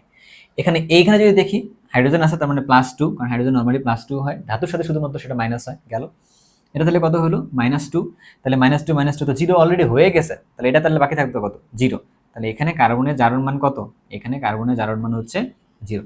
কারণ জারণ মান সবকিছু হতে পারে, যে কোনো কিছু জারণ মান হতে পারে, 0 হতে পারে, মাইনাস হতে পারে, তারপরে প্লাস হতে পারে, যে কোনো কিছু জারণ মানটা হইতে পারে। তোমাকে এটা হচ্ছে মনে রাখতে হবে ভালোভাবে আর কি, বুঝতে পারছি তো? ওকে। এখানে তোমাকে আরেকটা জিনিস জিজ্ঞাসা করে রেখে দিই, তাহলে সুবিধা হবে। যেমন তোমাকে বললো H2O2, এইটা বলছে, এখানে অক্সিজেনের জারণ মান কত। আবার তোমাকে বলছে KO2, এখানে অক্সিজেনের জারণ মান কত। নিজে একটু চিন্তা করে দেখো তো কত হয়। তাহলে এখানে হাইড্রোজেনের জন্য কত, দুটোর জন্য +2, এটার জন্য কত, -2। একটা অক্সিজেনের জন্য তাহলে কত হবে, হবে হচ্ছে -1। এটা কি, এটা হচ্ছে পার অক্সাইড। এটার জন্য কি, পটাশিয়ামের জন্য কত হবে, +1, এটা তাহলে কত হবে, -1। টোটালটাকে 0 বানাইতে হবে। তাহলে দুইটা অক্সিজেনের জন্য যদি -1 হয়, তাহলে একটা অক্সিজেনের জন্য তাহলে কত হবে, -1/2 হবে আর কি। বুঝতে পারছি তো? এটা হচ্ছে আমাদের কাছে সুপার অক্সাইড, এটা হচ্ছে আমাদের কাছে পার অক্সাইড। ব্যাপারটা কি ক্লিয়ার কিনা? ওকে, ক্লিয়ার। এবার তাহলে জারণ মান তো আমরা সবাই মোটামুটি বের করতে পারছি, এটা এমসিকিউতে কাজে লাগবে এবং গ নাম্বারেও কাজে লাগবে আমাদের জন্য আর কি, এটা গ নাম্বারেও আমাদের জন্য কাজে লাগবে। গেল। এবার যাবো হচ্ছে কি ওই রেডক্স বিক্রিয়াটার ক্ষেত্রে, এটা আমাদেরকে করা লাগবে আর কি। চলো দেখি রেডক্স বিক্রিয়ার ক্ষেত্রে যখনই আমরা করতে গেলাম, আমরা একটা কাজ করি, আমরা এই বিক্রিয়াটা নিয়েই দেখি, আমাদের কাছে এটা নিয়েই দেখি H2 প্লাস O2 এটা মিলে কি তৈরি করতেছে, এটা মিলে তৈরি করতেছে হচ্ছে H2O বা পানি তৈরি করছে আর কি, তাই তো? আমাকে এখানে প্রশ্ন করছে এরকম যে এই বিক্রিয়াটা তুমি কি করো, যে জারণ বিজারণ মাধ্যমে এটা যে একটা যুগপৎ বিক্রিয়া এটা প্রুফ করো, ঠিক আছে? এটা যে যুগপৎ বিক্রিয়া তুমি এটা প্রুফ করতে বলছে আর কি। সাধারণত ঘ নাম্বার এটা হয় যে দেখাও যে অমুক বিক্রিয়াটা একটা যুগপৎ বিক্রিয়া। আচ্ছা, এবার তুমি এটা দেখো তো ভালো করে, অক্সিজেন হাইড্রোজেনের জারণ মান কত? 0। অক্সিজেনের জারণ মান কত? 0। এখানে হাইড্রোজেনের জারণ মান কত? দুটার জন্য +2, একটার জন্য তাহলে কত হবে? +1। এক্ষেত্রে কত? অক্সিজেনের জারণ মানটা -2, ঠিক আছে? আচ্ছা, এবার তুমি তাহলে কি লিখবা? তুমি লিখবা হচ্ছে জারণ, তুমি লিখবা জারণ অর্ধ বিক্রিয়া, কারণ কারণ হচ্ছে জারণ বিজারণ বিক্রিয়া মিলে হচ্ছে একটা বিক্রিয়া, কিন্তু জারণটা হচ্ছে একটা অর্ধেক বিক্রিয়া আর বিজারণ হচ্ছে অর্ধ বিক্রিয়া। তাহলে একটা কি লিখলা? জারণ অর্ধ বিক্রিয়া। আরেকটা পার্ট কি হবে তাহলে? আরেকটা বিক্রিয়া হবে হচ্ছে বিজারণ অর্ধ অর্ধ বিক্রিয়া। একটা হচ্ছে জারণ অর্ধ বিক্রিয়া, একটা হলো কি বিজারণ অর্ধ বিক্রিয়া। গেল। এবার তো একটু ভালো করে খেয়াল করে দেখো তো কি ঘটনা ঘটছে এখানে। এটা ছিল 0, এটা হয়েছে কত? +1। তার মানে 0 থেকে +1 যাওয়া মানে কি সেই ইলেকট্রনটা ছেড়ে দিচ্ছে, তাই না? তাহলে এটাতে হচ্ছে আমাদের কাছে জারণ বিক্রিয়া। ইলেকট্রন ছাড়া মানে হচ্ছে কি জারণ বিক্রিয়া। তাহলে হচ্ছে হাইড্রোজেন যেটা আছে এখান থেকে পরিণত হয়েছে কোথায়? H+ এ পরিণত হয়েছে, H+ এ পরিণত হয়েছে। তাহলে একটা হাইড্রোজেন থেকে একটা ইলেকট্রন চলে যায়, বাট এখানে হাইড্রোজেন আছে 2টা, তার মানে 2টা ইলেকট্রন চলে গেছে, চলে গিয়ে তাহলে 2+ হয়েছে আর কি, তাই তো? এটা হচ্ছে আমাদের জারণ অর্ধ বিক্রিয়াটা গেল। বিজারণ অর্ধ বিক্রিয়া তাহলে কি হবে? এই যে O2 আছে, ও কি করছে? O2 দেখো একটা অক্সিজেন 2টা ইলেকট্রন গ্রহণ করছে, তাহলে কি নাম হবে এর সামনে? তাহলে হবে সে 2টা ইলেকট্রন গ্রহণ করছে একটায়, তাহলে 2টা অক্সিজেন মিলে 4টা ইলেকট্রন সে গ্রহণ করবে, কি করছে? গ্রহণ করার পরে O2- এ পরিণত হয়েছে। O2- এ পরিণত হলো, এর সামনে তাহলে কত আসবে? 2 আসবে। কেন 2 আসবে বলো তো? 2টা অক্সিজেন না, এই জন্য কত আসছে? 2 আসছে আর কি, গেল। এবার তাহলে এটা তোমার জারণ অর্ধ গেছে, বিক্রিয়া অর্ধ বিক্রিয়া গেছে, বিজারণ অর্ধ বিক্রিয়া গেছে। এখানে একটা ব্যাপার তাহলে বলে রাখি, যে জিনিসটা ইলেকট্রনটা ত্যাগ করে এটা তাকে বলা হচ্ছে কি জানো? তাকে বলা হচ্ছে বিজারক বলে, তাকে বলে হচ্ছে বিজারক বলে, ঠিক আছে? আর যে ইলেকট্রন গ্রহণ করে তাকে বলা হচ্ছে জারক বলে, তাকে হচ্ছে কি বলে? তাকে জারক বলে। তাহলে হাইড্রোজেনটা এখানে কি হিসেবে কাজ করছে? বিজারক। অক্সিজেনটা কি হিসেবে কাজ করছে? জারক হিসেবে কাজ করছে, গেল। তাহলে আমরা এটা কাজ করি, এটার নাম দিলাম হচ্ছে 1 নাম্বার, এটার নাম দিলাম হচ্ছে 2 নাম্বার। তাহলে 1 আর 2 কে আমরা যোগ করে দিতে হবে আর কি, তাই না? আমরা কি করব? 1 + 2। 1 + 2 কি এমনিতেই যোগ করলে হবে? অবশ্যই হবে না। আমরা জানি কি জারণ বিজারণ বিক্রিয়াটা আসলে কি ইলেকট্রনটা যতটা ইলেকট্রন ত্যাগ হয় ঠিক ততটা ইলেকট্রনই কি হয়? গ্রহণ হয় আর কি। তাহলে এখানে দেখো 2টা ইলেকট্রন ত্যাগ হয়েছে, গ্রহণ করছে কয়টা? 4টা। তো হইল না। তাহলে 1 কে আমাদের 2 দিয়ে গুণ করা লাগবে। তাহলে কি করতে হবে? 2 × 1। 1 কে 2 দিয়ে গুণ করে 2 এর সাথে আমরা যোগ করে দিচ্ছি আর কি, তখন গিয়া লিখতে পারবো। তাহলে একটু লিখি, তাহলে 2 × হাইড্রোজেন প্লাস, আমরা একবারে না লিখে একটু ভেঙে ভেঙে লিখলাম না হয়। তো এখান থেকে কত? 4টা ইলেকট্রন সে ছেড়ে দিচ্ছে, 4টা ইলেকট্রন ছেড়ে দিচ্ছে, ছেড়ে দেওয়ার পরে কি অবস্থা হয়েছে? তাহলে 4টা H+ গেল হচ্ছে এখানে, গেল। এবার আমাদের কাছে কি আছে? O2 4টা ইলেকট্রন সে গ্রহণ করছে, গ্রহণ করে গেল কোথায়? 2 - 2টা গেছে আর এরকম। এবার তুমি কি কাজ করবা? তুমি এটাকে যোগ করে দিবা। যোগ করে দেওয়ার সময় অবস্থা তাহলে কি হবে বলো তো? এইটা আর এটা তুমি কেটে দিলে আর কি, কারণ ইলেকট্রন তো সমান সমান, হ্যাঁ, ত্যাগ বা গ্রহণটা। এবার তুমি লেখো, তুমি এবার কি লিখতেছো? তুমি লিখতেছো 2 মোল হাইড্রোজেনের সাথে 1 মোল অক্সিজেন বিক্রিয়া করছে। বিক্রিয়া করে অবস্থা তাহলে কি ঘটলো? তাহলে তুমি দেখো এবার কি অবস্থা ঘটবে। তুমি দেখো এবার অবস্থা কি ঘটবে, যে এখানকার সাথে দেখো হাইড্রোজেন আছে, তাই না? এটা মিলে কি তৈরি করছে? পানি। বাট এর সামনে 2 দিলে আর কি। তার মানে এইটাই হলো তোমার কাছে কি সমতাকৃত সমীকরণ। এটা হলো তোমার কাছে কি সমতাকৃত সমীকরণ, ঠিক আছে? এটাকে কি লিখতে পারি? এটাকে বলতে পারি হচ্ছে সমতাকৃত সমীকরণ। তুমি যে কোনো কিছু সমতাকৃত সমীকরণ এভাবে বের করতে পারবা, যে কোনো কিছুর জন্য বের করতে পারবা আর কি, যারা জারণ বিজারণ বিক্রিয়াটা দেয়। এখন কথার মধ্যে আসো, এই যে দেখো শুরুতে কিন্তু আমরা সমতা কিন্তু সমতা করি নাই, কারণ দেখো এখানে তখন 2 বসতো, এখানে 2 বসতো, সেখানে কিন্তু লিখিনি। বাট আমরা জারণ বিজারণের মাধ্যমে কি করলাম, কোনো একটা বিক্রিয়া চাইলে খুব সুন্দরভাবে সমতা করতে পারি আর কি। কারণ এটা একটা যুগপৎ বিক্রিয়া কিনা, হ্যাঁ যুগপৎ বিক্রিয়া। কেন? কারণ জারক যতটা ইলেকট্রন গ্রহণ করছে, বিজারক ঠিক ততটা ইলেকট্রন কি করছে, ত্যাগ করছে আর কি। তার মানে কি, একটা বিক্রিয়া আরেকটার উপর নির্ভরশীল। তাহলে লিখে রাখতে পারি এটা একটা কি বিক্রিয়া, এটি একটি এটি একটি একটি কি বিক্রিয়া, যুগপৎ বিক্রিয়া আর কি। এটা একটা কি বিক্রিয়া বলো, এটা একটা যুগপৎ বিক্রিয়া, ঠিক আছে, যুগপৎ বিক্রিয়া আর কি, যুগপৎ বিক্রিয়া।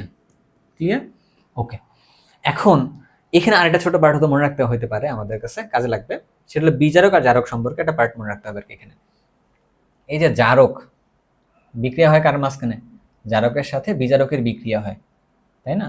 জারকের সাথে কার বিক্রিয়া হয়, জারকের সাথে বিজারকের বিক্রিয়া হয়, জারকের সাথে কার বিক্রিয়া হয়, বিজারকের বিক্রিয়া হয়, বিজারকের বিক্রিয়া হয়। তাহলে তখন একটু ভালো করে জিনিসটা খেয়াল করতে হবে। এখানে একটু একটু কমাই নিই এটাতে। ওকে, কি হয়, বিজারক জারককে কিছু করে, আর জারক বিজারককে কোনো একটা ঘটনা করে। সেটা কি আসলে? বিজারক জারককে বিজারিত করে, বিজারক জারককে কি করে, বিজারিত বিজারিত করে, ঠিক আছে। আর জারক বিজারককে কি করে, বিজারককে জারিত করে, জারিত করে। তাহলে হলো ঘটনা কি ঘটলো, যে জারক বিজারিত হয় কার মাধ্যমে, বিজারকের মাধ্যমে, আর বিজারক জারিত হয় কার মাধ্যমে, জারকের মাধ্যমে আর কি। তুমি এটাকে মনে রাখতে পারো এরকম, নিজে যেটা অন্যকে সেটা করে, তাই না? নিজে যা অন্যকে তাই করে, এটা মনে রাখতে পারো, নর্মালি কাজে লাগতে পারে তোমার জন্য। বিজারক যেটা, তাহলে ও অন্যকে বিজারিত করে, আর নিজে তাহলে কি হয়, জারিত হয় আর কি। ঠিক আছে ঘটনাটা? আচ্ছা, তাহলে তোমাকে প্রশ্ন করতে পারে এরকম, ধরো আমরা দিলাম একটা প্রশ্ন, সোডিয়ামের সাথে ক্লোরিন বিক্রিয়া করে কি তৈরি করছে, Na প্লাস, Na প্লাস না দিয়ে আমরা সোডিয়াম ক্লোরাইডে লিখলাম আর কি, গেল। তোমাকে এবার বলছে যে কে জারিত হয়েছে কে বিজারিত হয়েছে, এটা ব্যাখ্যা করো। তাহলে একটু ভালো করে দেখো, সোডিয়াম ছিল 0, এটা হয়েছে কত, +1। তাহলে এইটা আমাদের কাছে কি, এটা হলো আমাদের কাছে একটা জারণ বিক্রিয়া, এটা হচ্ছে জারণ বিক্রিয়া। ক্লোরিন এখান থেকে গেছে কত, -1, তাহলে এটা হচ্ছে আমাদের কাছে কি বিক্রিয়া একটা, এটা আমাদের কাছে একটা বিজারণ বিক্রিয়া, দেখলাম। এখন এইটা যেটা যেটা ইলেকট্রনটা ত্যাগ করছে, সেটাকে আমরা কি বলতেছি, সেটাকে আমরা বলতেছি হচ্ছে একটা বিজারক বলছি। এটাকে আমরা কি বলতেছি, এটা আমরা বলতেছি হচ্ছে একটা জারক বলতেছে। তাহলে কি হইলো, সোডিয়াম সোডিয়াম ক্লোরিনকে কি করে বলো তো, ক্লোরিনকে বিজারিত করে, ক্লোরিনকে বিজারিত করে, ঠিক আছে। আর আর কি লিখতে পারি, আর সোডিয়াম নিজে কি হয়, নিজে জারিত হয়। তো তোমাকে কি প্রশ্ন করতে পারে, যে কোনটা জারিত হয়েছে আর কোনটা বিজারিত হয়েছে, পারবা কিনা? পারবা। মূলত জারণ বিজারণ পার্ট থেকে তো প্রশ্নটা হয়, তাই তো? সো ক্লিয়ার কিনা? ওকে, ক্লিয়ার। আচ্ছা, আমাদের সেই জৈব যৌগের পার্টটা, তো জৈব যৌগ আসলে এটা না, আমরা জৈব যৌগ বলে চিনি, বাট এইটা আসলে খনিজ সম্পদ আর জ্বালানি যে পার্টটা রয়েছে সেটা। তো চলো আমরা একটু শুরু করব এটা। তো শুরু করার সময় একটু ঠান্ডা মাথায় কাজ করতে হবে, কারণ এটাতে মনে হয় আমাদের অনেকেরই অনেক প্রবলেম আছে।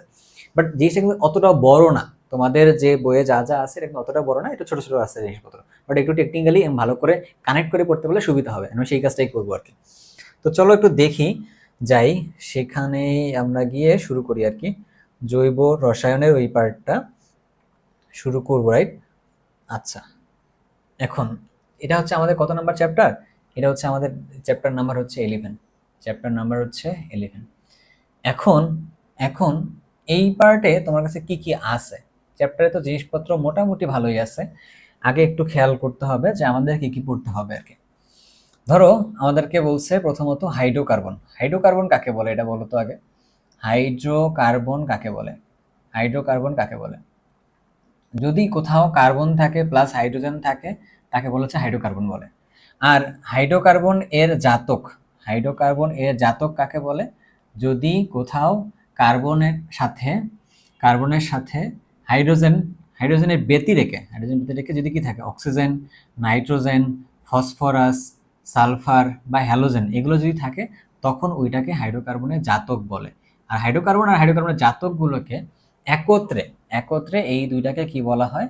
এইটাকে বলা হয় জৈব যৌগ বলা হয় আর কি, জৈব যৌগ বলা হয়। ঠিক আছে, তাহলে আমরা যদি একটু এক্সাম্পল আকারে লিখতে চাই তাহলে লিখতে পারবো।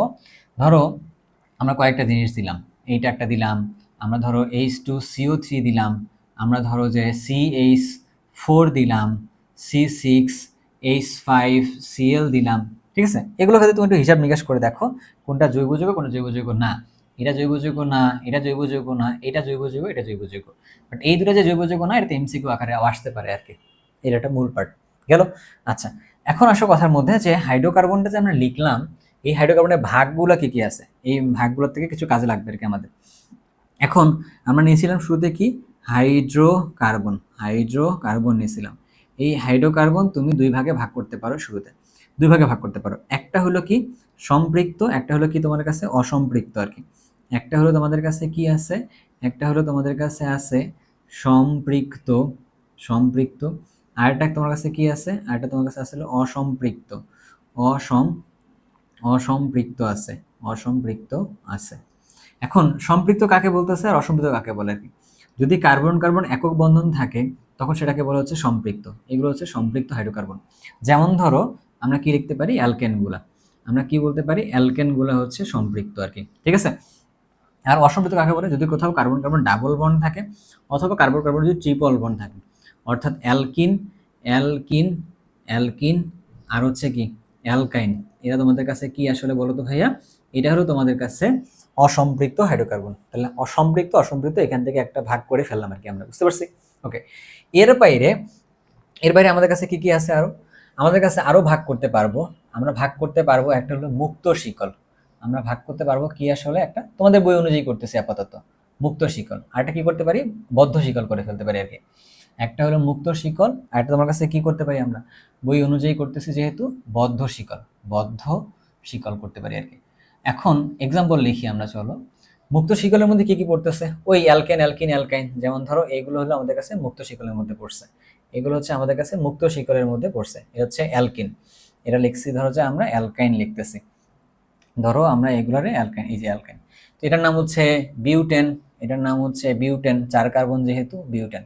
এটার নাম হচ্ছে কি, এটার নাম হলো বিউটিন 1, এটার নাম হলো বিউটিন 1। ঠিক আছে, এটার নাম কি, এটার নাম হলো বিউটাইন, এটার নাম হলো, এটার নাম হলো বিউটাইন, বিউটাইন 1। এটার নাম হচ্ছে, তাহলে কি আসবে বলো তো, এটার নাম হচ্ছে বিউটাইন 1। তাহলে এই যে মুক্ত শিকলের মধ্যে এগুলো নাম টামগুলো যাইতে পারে, বুঝলাম আর কি আমরা। এবার আমরা যদি যে বদ্ধ শিকলের ক্ষেত্রে, বদ্ধ শিকল কোনগুলোর ক্ষেত্রে, ধরো আমরা হচ্ছে তোমাদের কাছে এরকম লিখছি আর কি, এই যে হাইড্রো CH2, CH2, তারপর দিলাম এখানে হচ্ছে CH2, এখানে দিলাম ধরো যে CH2। দেখো খেয়াল করে তো, এটা বদ্ধ শিকল হয়েছে না? এটার নাম কি, এটার নাম হচ্ছে সাইক্লোবিউটেন, এটার নাম হচ্ছে সাইক্লোবিউটেন, তাই না? সাইক্লোবিউটেন আর কি। আরো বদ্ধ শিকল হয়, যেমন ধরো আমরা এরকম লিখতেছি CH, আমরা ধরো যে এখানে দিলাম CH, এখানে দিলাম CH, CH, CH আর দিছি কি CH। এই সবগুলো তুমি যদি কানেক্ট করো, তুমি যদি কানেক্ট করো তাহলে কি উৎপন্ন হবে, এখানে বেনজিন হইতেছে একটা, তাই না? তাহলে এইটা আবার হচ্ছে একটা বেনজিন বলতেছে আর কি। তাহলে এই বদ্ধ শিকলটা পড়তে গিয়ে এখানে একটা প্রবলেম পাইছি আমরা, হ্যাঁ। এই বদ্ধ শিকলে যেটা ভাগ করছি না আমরা এখানে একটা, এই যে এই পার্টটা আর কি, এই পার্টটা এদেরকে একটা নামে ডাকা হয়, এর নাম হচ্ছে কি বলে, অ্যারোমেটিক জৈব, অ্যারোমেটিক বলে আর কি, বা অ্যারোমেটিক হাইড্রোকার্বন বলে। ঠিক আছে, তো আমাদেরকে এখন কষ্ট করে ওই অ্যারোমেটিক হাইড্রোকার্বনের পার্টটা পড়া লাগবে, যে অ্যারোমেটিক হাইড্রোকার্বন কাকে বলে, অ্যারোমেটিক হাইড্রোকার্বন, অ্যারোমেটিক হাইড্রোকার্বন। ওকে, অ্যারোমেটিক হাইড্রোকার্বন কাকে বলে, যারা হচ্ছে মূলত চাকরিক, যারা হচ্ছে মূলত চাকরিক, তারপরে যারা হচ্ছে মূলত সমতলীয়, যারা হচ্ছে মূলত সমতলীয়, চাকরিক সমতলীয়, তারপর যাদের মধ্যে হচ্ছে কি একান্তরিত দ্বিবন্ধন বিদ্যমান, একান্তরিত দ্বিবন্ধন বিদ্যমান, দ্বিবন্ধন, দ্বিবন্ধন থাকে। তারপরে কি থাকে, ওদের মধ্যে হচ্ছে রেজোনেন্স ঘটে, ওদের মধ্যে কি থাকে, রেজোনেন্স, রেজোনেন্স ঘটে বা অনুরণন ঘটে বাংলায় বললে এরকম। আর এদের মধ্যে হচ্ছে কি পাই ইলেকট্রন, পাই ইলেকট্রন হাকেল সংখ্যক থাকে, পাই ইলেকট্রন হাকেল, হাকেল সংখ্যক থাকে আর কি। হাকেল সংখ্যক মানে কি, হাকেল সংখ্যার সমান। ঠিক আছে, হাকেল সংখ্যক, হাকেল সংখ্যক কিভাবে বলা যায় না, বের করার জন্য 4n + 2, 4n + 2 এটা যদি থাকে তখন তাকে আমরা কি অ্যারোমেটিক হাইড্রোকার্বন বা অ্যারোমেটিক যৌগ বলতেছি আর কি। ঠিক আছে, তো চলো একটু দেখি আমরা। যেমন ধরো আমরা বেনজিন নিয়েছিলাম একটু আগে, তাই না? এই যে বেনজিন নিয়েছিলাম, বেনজিন কি একটা চক্র? হ্যাঁ চক্র, তার মানে চাকরিক। বেনজিন কি সমতলীয় কিনা? হ্যাঁ বেনজিন হচ্ছে সমতলীয়, সমতলীয়। আচ্ছা, একান্তরিত দ্বিবন্ধন মানে কি? একটা double bond, single bond, double bond, single bond, double bond, single bond আছে আর কি। তাহলে এটা হচ্ছে একান্তরিত দ্বিবন্ধন। রেজোনেন্স ঘটে, রেজোনেন্স ঘটা মানে কি? যদি তুমি এইটাকে ভেঙে যদি আবার এইভাবে লেখো, খেয়াল করে দেখো একটু, যে এখানে ডাবল বন্ড দিলা, এখানে ডাবল বন্ড দিলা, এখানে ডাবল বন্ড দিলা, তাহলে খেয়াল করে দেখো ডাবল বন্ডের জায়গা পরিবর্তন করছো, কিন্তু এইটার কখনোই তার স্থায়িত্বের পরিবর্তন ঘটে নাই। যদি তার জায়গা পরিবর্তন করো এবং স্থায়িত্বের পরিবর্তন যদি না ঘটে, তখন তারা বলতে পারে কি ইলেকট্রনগুলো ঘূর্ণায়মান আছে, তখন এটাকে বলছে রেজোনেন্স করতেছে। এই যে এরকম মাঝখানে একটা গোল দিছি না, মানে বোঝাচ্ছে যে ইলেকট্রনগুলো ঘুরতেছে আর কি, এটা রেজোনেন্সের চিহ্ন আকারে ধরে নিতে পারি আর কি আমরা। তাহলে রেজোনেন্স ঘটে। তারপর কি বলছে, পাই ইলেকট্রন হাকেল সংখ্যক। এখানে পাই ইলেকট্রন কয়টা আছে? একটা, দুইটা, তিনটা। তাহলে এখানে পাই ইলেকট্রন আছে হইলো তিনটা। পাই ইলেকট্রন তিনটা না, সরি, পাই বন্ধন হইলো তিনটা। আমরা এখানে একটা জিনিস লিখি আগে, পাই বন্ড আছে কয়টা? পাই বন্ড আছে হলো তিনটা। বাট পাই ইলেকট্রন তাহলে কয়টা আছে? একটা বন্ধনে দুইটা ইলেকট্রন, তাহলে 3 দুগুণে তাহলে কয়টা আছে? 6টা আছে পাই ইলেকট্রন, তাই তো? আচ্ছা মানলাম। এখন আবার তুমি বলো এখানে চক্র কয়টা? এখানে চক্র কয়টা? এখানে চক্র কয়টা? চক্র হলো একটা। চক্র এক মানে এন এর মান হলো 1। এই যে এখানকার এন এর মান হলো 1, এন দিয়ে কি বোঝায়? চক্র বোঝায় আর কি। চক্রের মান হচ্ছে এন এর মান কত? 1।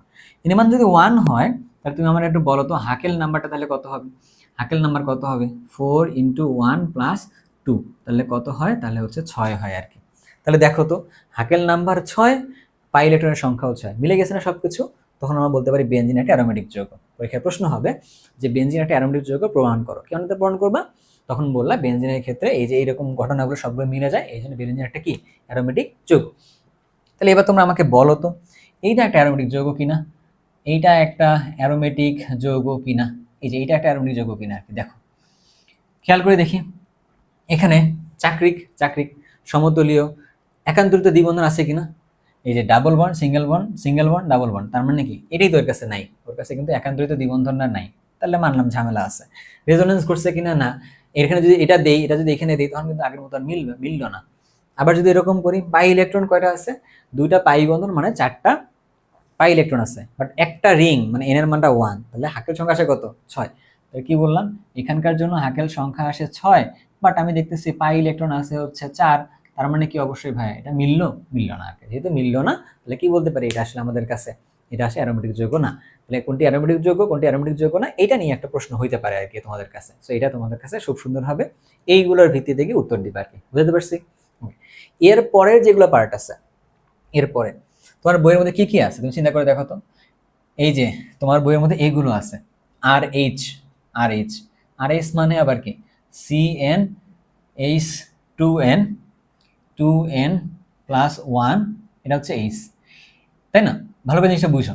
এই যে এইটা যেটা, এই যে এটার নাম হচ্ছে অ্যালকাইল মূলক বলে, এটার নাম হচ্ছে অ্যালকাইল মূলক বলে। অ্যালকাইল মূলকের সাথে এইচ যখন আছে, তখন তার নাম কি বলা হয়? তখন তার নাম বলে হচ্ছে অ্যালকেন বলে, তখন তার নাম হচ্ছে কি অ্যালকেন বলে। তবে তোমরা চাইলে এটাকে যে হয়তোবা এভাবেও পড়তে স্বাচ্ছন্দ্য বোধ করো, এরকম স্বাচ্ছন্দ্য বোধ করো যে CN H 2N + 2 বলতে পারো, সমস্যা নেই। বাট আমার সুবিধার জন্য আমি এভাবে লিখছি আর কি, এবার আমি সবগুলো লিখে দিচ্ছি তোমাকে। আচ্ছা, যদি আমি অ্যালকাইল মূলকের সাথে একটা এক্স দিই, তখন এটার নাম কি হবে জানো? তো এটার নাম হবে হচ্ছে অ্যালকাইল হ্যালাইড হবে আর কি। তখন এটার নাম হবে হলো অ্যালকাইল হ্যালাইড হবে আর কি, নামটা গেল। আবার আমি যদি আর এর সাথে একটা ওইচ দিই, তখন এটার নাম হবে হচ্ছে অ্যালকোহল হবে, তখন এটার নাম হবে হলো অ্যালকোহল হবে। আমি যদি আর এর সাথে একটা CHO দেই, তখন এটার নাম হবে হচ্ছে এলডিহাইড হবে, তখন এটার নাম হবে হলো এলডিহাইড হবে আর কি। আবার আমি যদি একটা আর এর সাথে COOH দেই, তখন সেটা কি হবে জানো? তখন সেটা হবে হচ্ছে একটা অ্যাসিড হবে। তাহলে তোমার দেখো এর জন্য এই সংখ্যাটা লেখাটা সহজ না তোমার জন্য? তুমি শুধুমাত্র কি করবা? তুমি শুধুমাত্র এরকম করবা CN H 2N + 1, তাহলে ওই এইচ এর জায়গায় দিবা হচ্ছে একটা এক্স। এখানে তাহলে কি হবে? CN 2N + 1, এখানে OH দিবে এক্স এর জায়গায়। তাহলে এরকম পার্টটা আমার মনে হয় তুমি লিখতে পারবা। তোমাকে যদি এখন সাধারণ সংকেত বলে, তুমি বলতে পারবা না? বলতে পারবো না? পারবার। কারণ এই জিনিসগুলো নিয়ে সবগুলো নিয়ে আমাদেরকে একটু পড়াশোনা করা লাগবে, তাই না? আমার মনে হয় তোমাদের এই জায়গায় গিয়ে মাথাটা আসলে আউলায় যায়, কারণ সবকিছু তুমি তথ্য কেমন মনে রাখবা। এর জন্য ভাই একটা কাজ করছি, জাস্ট দুটো স্লাইড পড়বো, তোমাকে একদম সুন্দরভাবে জিনিসটা গুছাই দেবো আর কি, ঠান্ডা মাথায়। এখন এই জিনিসটা একটু খেয়াল করো, তাহলে তুমি দেখবে সবকিছু হয়ে গেছে। চলো পরের পার্টের দিকে যাই, তাহলে ক্লিয়ার হবে আর কি। শুরুতেই সবকিছু মাথায় রেখে এই যে তুমি একটু ভালো করে খেয়াল করে দেখো তো, এই পার্টটার নাম কি? আগে তুমি নামগুলো আমাকে একটু ডিসাইড করে দাও, কোনটার নাম কি কি আর কি। এই পার্টের নাম কি? তুমি আগে নামগুলো আমাকে বলে দাও। এটার নাম হচ্ছে এলডিহাইড না, CH3CHO এলডিহাইড। তাহলে এলডিহাইড যদি হয় তাহলে এটার নাম কি হবে? এলডিহাইড, ইথানেল ডিহাইড, অথবা নাম কি? ইথানেল, তাই তো? আচ্ছা, আবার এইটা যেটা লিখছো 2 কার্বনের, এটার নাম তাহলে কি? এটার নাম হচ্ছে ইথানল। এটার নাম হচ্ছে ইথানল, ঠিক আছে তো? আচ্ছা, তারপর তুমি দেখো তো এইটার নাম কি? 2 কার্বনের ক্লোরাইড, তাহলে নাম কি হবে? এটার নাম হবে হচ্ছে ইথাইল।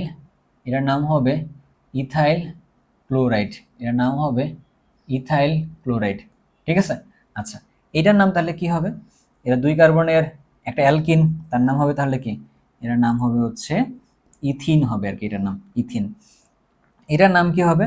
এটার নাম হচ্ছে 2 কার্বনের একটা অ্যালকেন, তাহলে তার নাম কি হবে? এটার নাম হবে হচ্ছে ইথেন হবে আর কি, ইথেন। এখন এই পাশেটা দেখো 2 কার্বনের একটা অ্যাসিড, তাহলে তার নাম কি হবে? তার নাম হবে হচ্ছে ইথানোয়িক অ্যাসিড। তার নাম কি হবে? Ethanoic acid, ethanoic acid. উপরেরটার নাম কি হবে? হ্যাঁ, উপরটা হচ্ছে একটা অ্যাস্টার।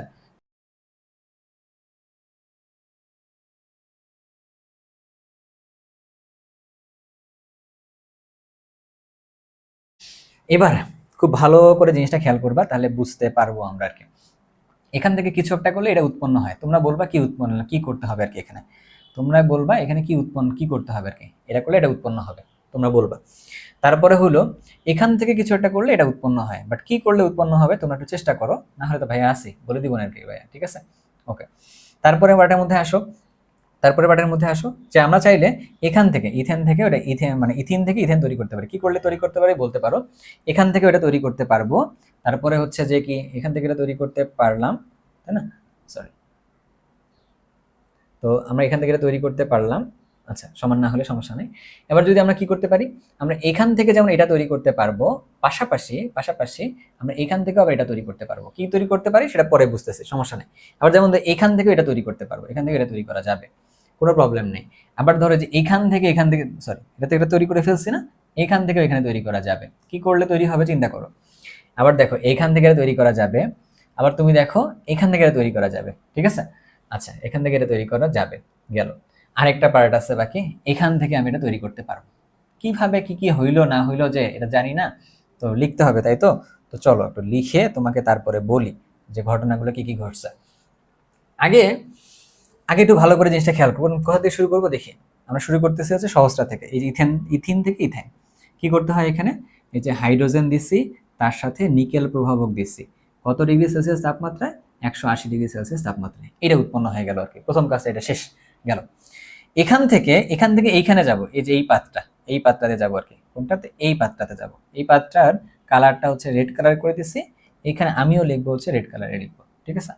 তাহলে এটা তাহলে কি হইলো, যদি আমি এখানে পানি দেই, আমি এইচ ও এইচ দিই, এখানে এইচ এখানে ও এইচ, দেখো এখানে এইচ এখানে ও এইচ যুক্ত হয়েছে, ইথানল উৎপন্ন হয়েছে আর কি, তাই না? আচ্ছা, তাহলে আমি কাজ করতে পারি কি, এখান থেকে যদি পানি সরাই নিই তাহলে এটা উৎপন্ন হবে না? হ্যাঁ, পানি সরাই নিলে এটা উৎপন্ন হবে। তাহলে পানি সরানোর উপায়টা কি?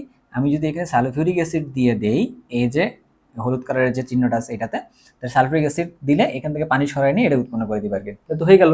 ওকে, এটা হচ্ছে নিরুদন বিক্রিয়া বলে। এবার তাহলে আবার এই পার্টটার দিকে যাই, আমরা আমরা যাই এই পার্টের দিকে, উল্টা দিকে হচ্ছে এই কালারটাকে চেঞ্জ করে দিই। কালারটাকে চেঞ্জ করে দিই, রেডে দিছি। তুমি দেখো তো কি হয়েছে, অ্যালকোহল থেকে এলডিহাইডে গেছে। তাহলে কি হয়েছে? হাইড্রোজেন কমছে, হাইড্রোজেন কমছে। হাইড্রোজেন কমা মানে কি? বিজারণ বিক্রিয়া। মানে হাইড্রোজেন কমা মানে কি? জারণ বিক্রিয়া, সরি। জারণ বিক্রিয়ার জন্য এই চিহ্নটা ইউজ করছে আর কি, জাইমন অক্সিজেন, জারণ বিক্রিয়া করছে। আবার ধরো এইখানে দেখো তো একটু, এইখানে দেখো তো আমরা কি করছি, এখানে এইখানে অক্সিজেন ছিল একটা, বাট এখানে অক্সিজেন বাড়ছে, তার মানে অক্সিজেন আরো বাড়ছে না? অক্সিজেন যদি বাড়ে তাহলে এরাও হচ্ছে আমাদের কাছে কি? জারণ বিক্রিয়া। তাহলে অ্যালকোহলকে জারণ করলে ইথানল, মানে এলডিহাইডকে জারণ করলে আমরা অ্যাসিড পাই আর কি। ব্যাপারটা কি ক্লিয়ার? ওকে, এবার যদি আমরা উল্টাটার দিকে চিন্তা করি, এখান থেকে যদি আমরা বিজারণ করি, মানে জাইমান হাইড্রোজেন বিজারণ যদি করি তাহলে ইথানল পাবো। এখান থেকে যদি বিজারণ করি তাহলে আমরা কি পাবো? এখান থেকে আমরা হচ্ছে অ্যালকোহল পাবো আর কি। বুঝতে পারছি তো? তাহলে দেখো মোস্টলি সব বিক্রিয়াগুলো প্রায় শেষ হয়ে যাইতেছে। এবার এইখানে যাই, তাহলে দেখো তো আমরা এখান থেকে এটা পাবো আর এখান থেকে এটা পাবো, কি করলে কি হয় ঘটনাটা কি হয়, ঘটনাটা কি হয় যদি আমরা ওইখান থেকে এটা আসতে চাই, ধরো আমরা রেড কালার এটাকে দিচ্ছি। আচ্ছা, তাহলে তখন কি হলো, এখানকার থেকে আমাকে এটা সরাই ফেলতে হবে না, এটা সরাই ফেলতে হবে না। তাহলে উপায় কি, আমি যদি পটাশিয়াম হাইড্রোক্সাইড দেই অ্যাকোয়াস কন্ডিশনে, মানে জলীয় যদি দেই, তখন এইটাকে সরাই দিয়ে ওএইচটা এখানে এসে বসছে, এই যে অ্যালকোহল হয়েছে। এবার তুমি যদি চাও যে এই ওএইচটাকে সরাই দিয়ে একটা সিএল দিবা এখানে, তাহলে উপায় কি, তুমি হচ্ছে একটা কাজ করো, এইখানে হচ্ছে PCl5 দাও, তাহলে হয়ে গেল আর কি, এইটাকে সরাই দিয়ে সিএল এখানে বসবে, তাহলে ঘটনা শেষ। আচ্ছা, বাকি আছে কোন বিক্রিয়াটা, এই বিক্রিয়াটা, এখানে অক্সিজেন সরাই দিয়ে হাইড্রোজেন দিয়ে দিলেই তো হইলো নাকি। আচ্ছা, অক্সিজেন সরাই দিবা কিভাবে, তুমি দিবে জায়মান হাইড্রোজেন দিলা, মানে অক্সিজেন সরছে, তাহলে এই জায়গায় শুধু হাইড্রোজেন বসছে আর কি। বাট তোমার এখন মনে হইতে পারে ভাই এই জায়মান অক্সিজেন আসলো কোথা থেকে, তুমি এখানে একটা কাজ করো, এই যে জিঙ্ক অ্যামালগাম প্লাস গাঢ় HCl দিলে এই বিক্রিয়াটা হবে, তাহলে এই কাজটা আমাদের কাছে শেষ। ঠিক আছে, এখন মোটা দাগে তোমার কাছে একটা কোশ্চেন দাঁড়াতে পারে যে ভাইয়া আপনি যখন করলেন তখন জায়মান হাইড্রোজেন লিখছিলেন আর জায়মান অক্সিজেন লিখছিলেন, তো তখন আমি কি পরীক্ষা এভাবে লিখতে পারবো কিনা। হ্যাঁ, তুমি পরীক্ষা এভাবে লিখতে পারবা, তবে তুমি আসলে এইভাবে লিখে দিয়ে এখানে লিখে দিও না একটা জিনিস, যে এইটা আসছে কোথা থেকে, লিথিয়াম অ্যালুমিনিয়াম হাইড্রেট থেকে আসছে জায়মান হাইড্রোজেনটা আসে। আর এইটা তুমি দিয়ে দিবা কোনটা, এটা তুমি দিয়ে দিবা হচ্ছে K2Cr2O7, K2Cr2O7 plus sulphuric acid, তাহলে তোমার জন্য সুবিধা হলো যে এটা কোথা থেকে আসে। ঠিক আছে, ওকে, আমার মনে হয় এই পার্টটা ক্লিয়ার হয়ে গেছে। তাহলে মোটা থেকে দেখো তুমি বইয়ের যতগুলো বিক্রিয়া ছিল মোটা থেকে সবগুলো আসছে, এটা হলো দেখলাম পার্ট 1, এটা হলো পার্ট 1। আরেকটা পার্ট দিব, ছোট্ট একটা পার্ট, তো তাহলে তোমার কাছে এই যে জৈব যৌগের বিক্রিয়াগুলো সবগুলো শেষ হবে আর কি। ব্যাপারটা কি বুঝতে পারতেছি কিনা, পাচ্ছি। একটা বাকি আছে নাকি, আচ্ছা একটা বাকি আছে কোনটা, যদি আমি এই অ্যাসিডের সাথে কিছু একটা দিই তাহলে এটা উৎপন্ন হবে। খেয়াল করে দেখো তো কি হয়েছে, অ্যাসিডের এই পার্টটা যেটা, এই পার্টটা ছিলই, এই পার্ট দেখো এই পার্টটা আছেই, তাহলে বাকি ঢুকছে কি এখানে, সরি হ্যাঁ অ্যাসিড দেখো এই পার্টটা আছেই না। ওকে, আমি একটু জিনিসটা আবার বলি, ধরো যে অ্যাসিডে এই পার্টটা কি আছে, এই পার্টটা আছে, তাহলে নতুন করে ঢুকছে কি এখানে, OCH3 ঢুকছে, তার মানে এই জায়গাটার সাথে কিছু একটা সরাই দিছে, কে সরাই দিছে, OCH3 সরাই দিছে আর কি। ওকে, তাহলে OCH3 কোথা থেকে আসলো, এটা আসলো একটা অ্যালকোহল থেকে আসছে, কোন অ্যালকোহল থেকে আসছে, CH3OH, এখানকার H এখানকার OH মিলে পানি বের হয়ে গিয়ে তৈরি করছে। তাহলে তুমি একটা জিনিস বুঝলা কিনা, অ্যালকোহলের সাথে অ্যাসিড মিলালে কি উৎপন্ন হয়, অ্যাস্টার উৎপন্ন হয় আর কি। ঠিক আছে, এর মনে থাকবে কথাটা। ওকে, এটা হলো পার্ট 1। এবার যে হচ্ছে পরের পার্টটা হচ্ছে একটু আর সহজ। এই পার্টটা শুরু করছি আমরা কোথা থেকে, তুমি নামগুলোর দিকে একটু খেয়াল করো। এটার নাম হচ্ছে ইথাইন, এটার নাম কি, এটার নাম হলো ইথাইন, এটার নাম কি, এটার নাম হলো ইথিন, এটার নাম হলো ইথিন, তাই তো। আচ্ছা, আর এটার নাম হচ্ছে কি, এটার নাম হচ্ছে ভিনাইল ক্লোরাইড, এটার নাম হচ্ছে ভিনাইল ক্লোরাইড, তাই না। আচ্ছা, এটা হচ্ছে ইথাইন, এন দিনই, এটা হচ্ছে ভিনাইল ক্লোরাইড, এটা হচ্ছে ভিনাইল ক্লোরাইড, এটা ভিনাইল ক্লোরাইড গেল। আচ্ছা, আর নিচে এটা কি লিখছি, এটা হচ্ছে বেনজিন, এটা হচ্ছে বেনজিন। আর উপরেরটার নাম কি লিখছি, এটার নাম লিখছি হচ্ছে এলডিহাইড, না এটার নাম কি নাম, ইথানেল, ইথানেল। ওকে, এখন তুমি কথার মধ্যে আসো তো, এটা আগের মতো করে করতে পারি কিনা আমরা দেখি একটু। বক্স করে দিলে একটু সুন্দর লাগে, এটা হচ্ছে বক্স করে দিচ্ছি, এটাও বক্স দিচ্ছি। তুমি বলো তো কোনটা থেকে কিভাবে তৈরি করা যায়, চিন্তা করে দেখো, তাহলে তোমার বইয়ে সবগুলো বিক্রিয়া মোটামুটি হয়।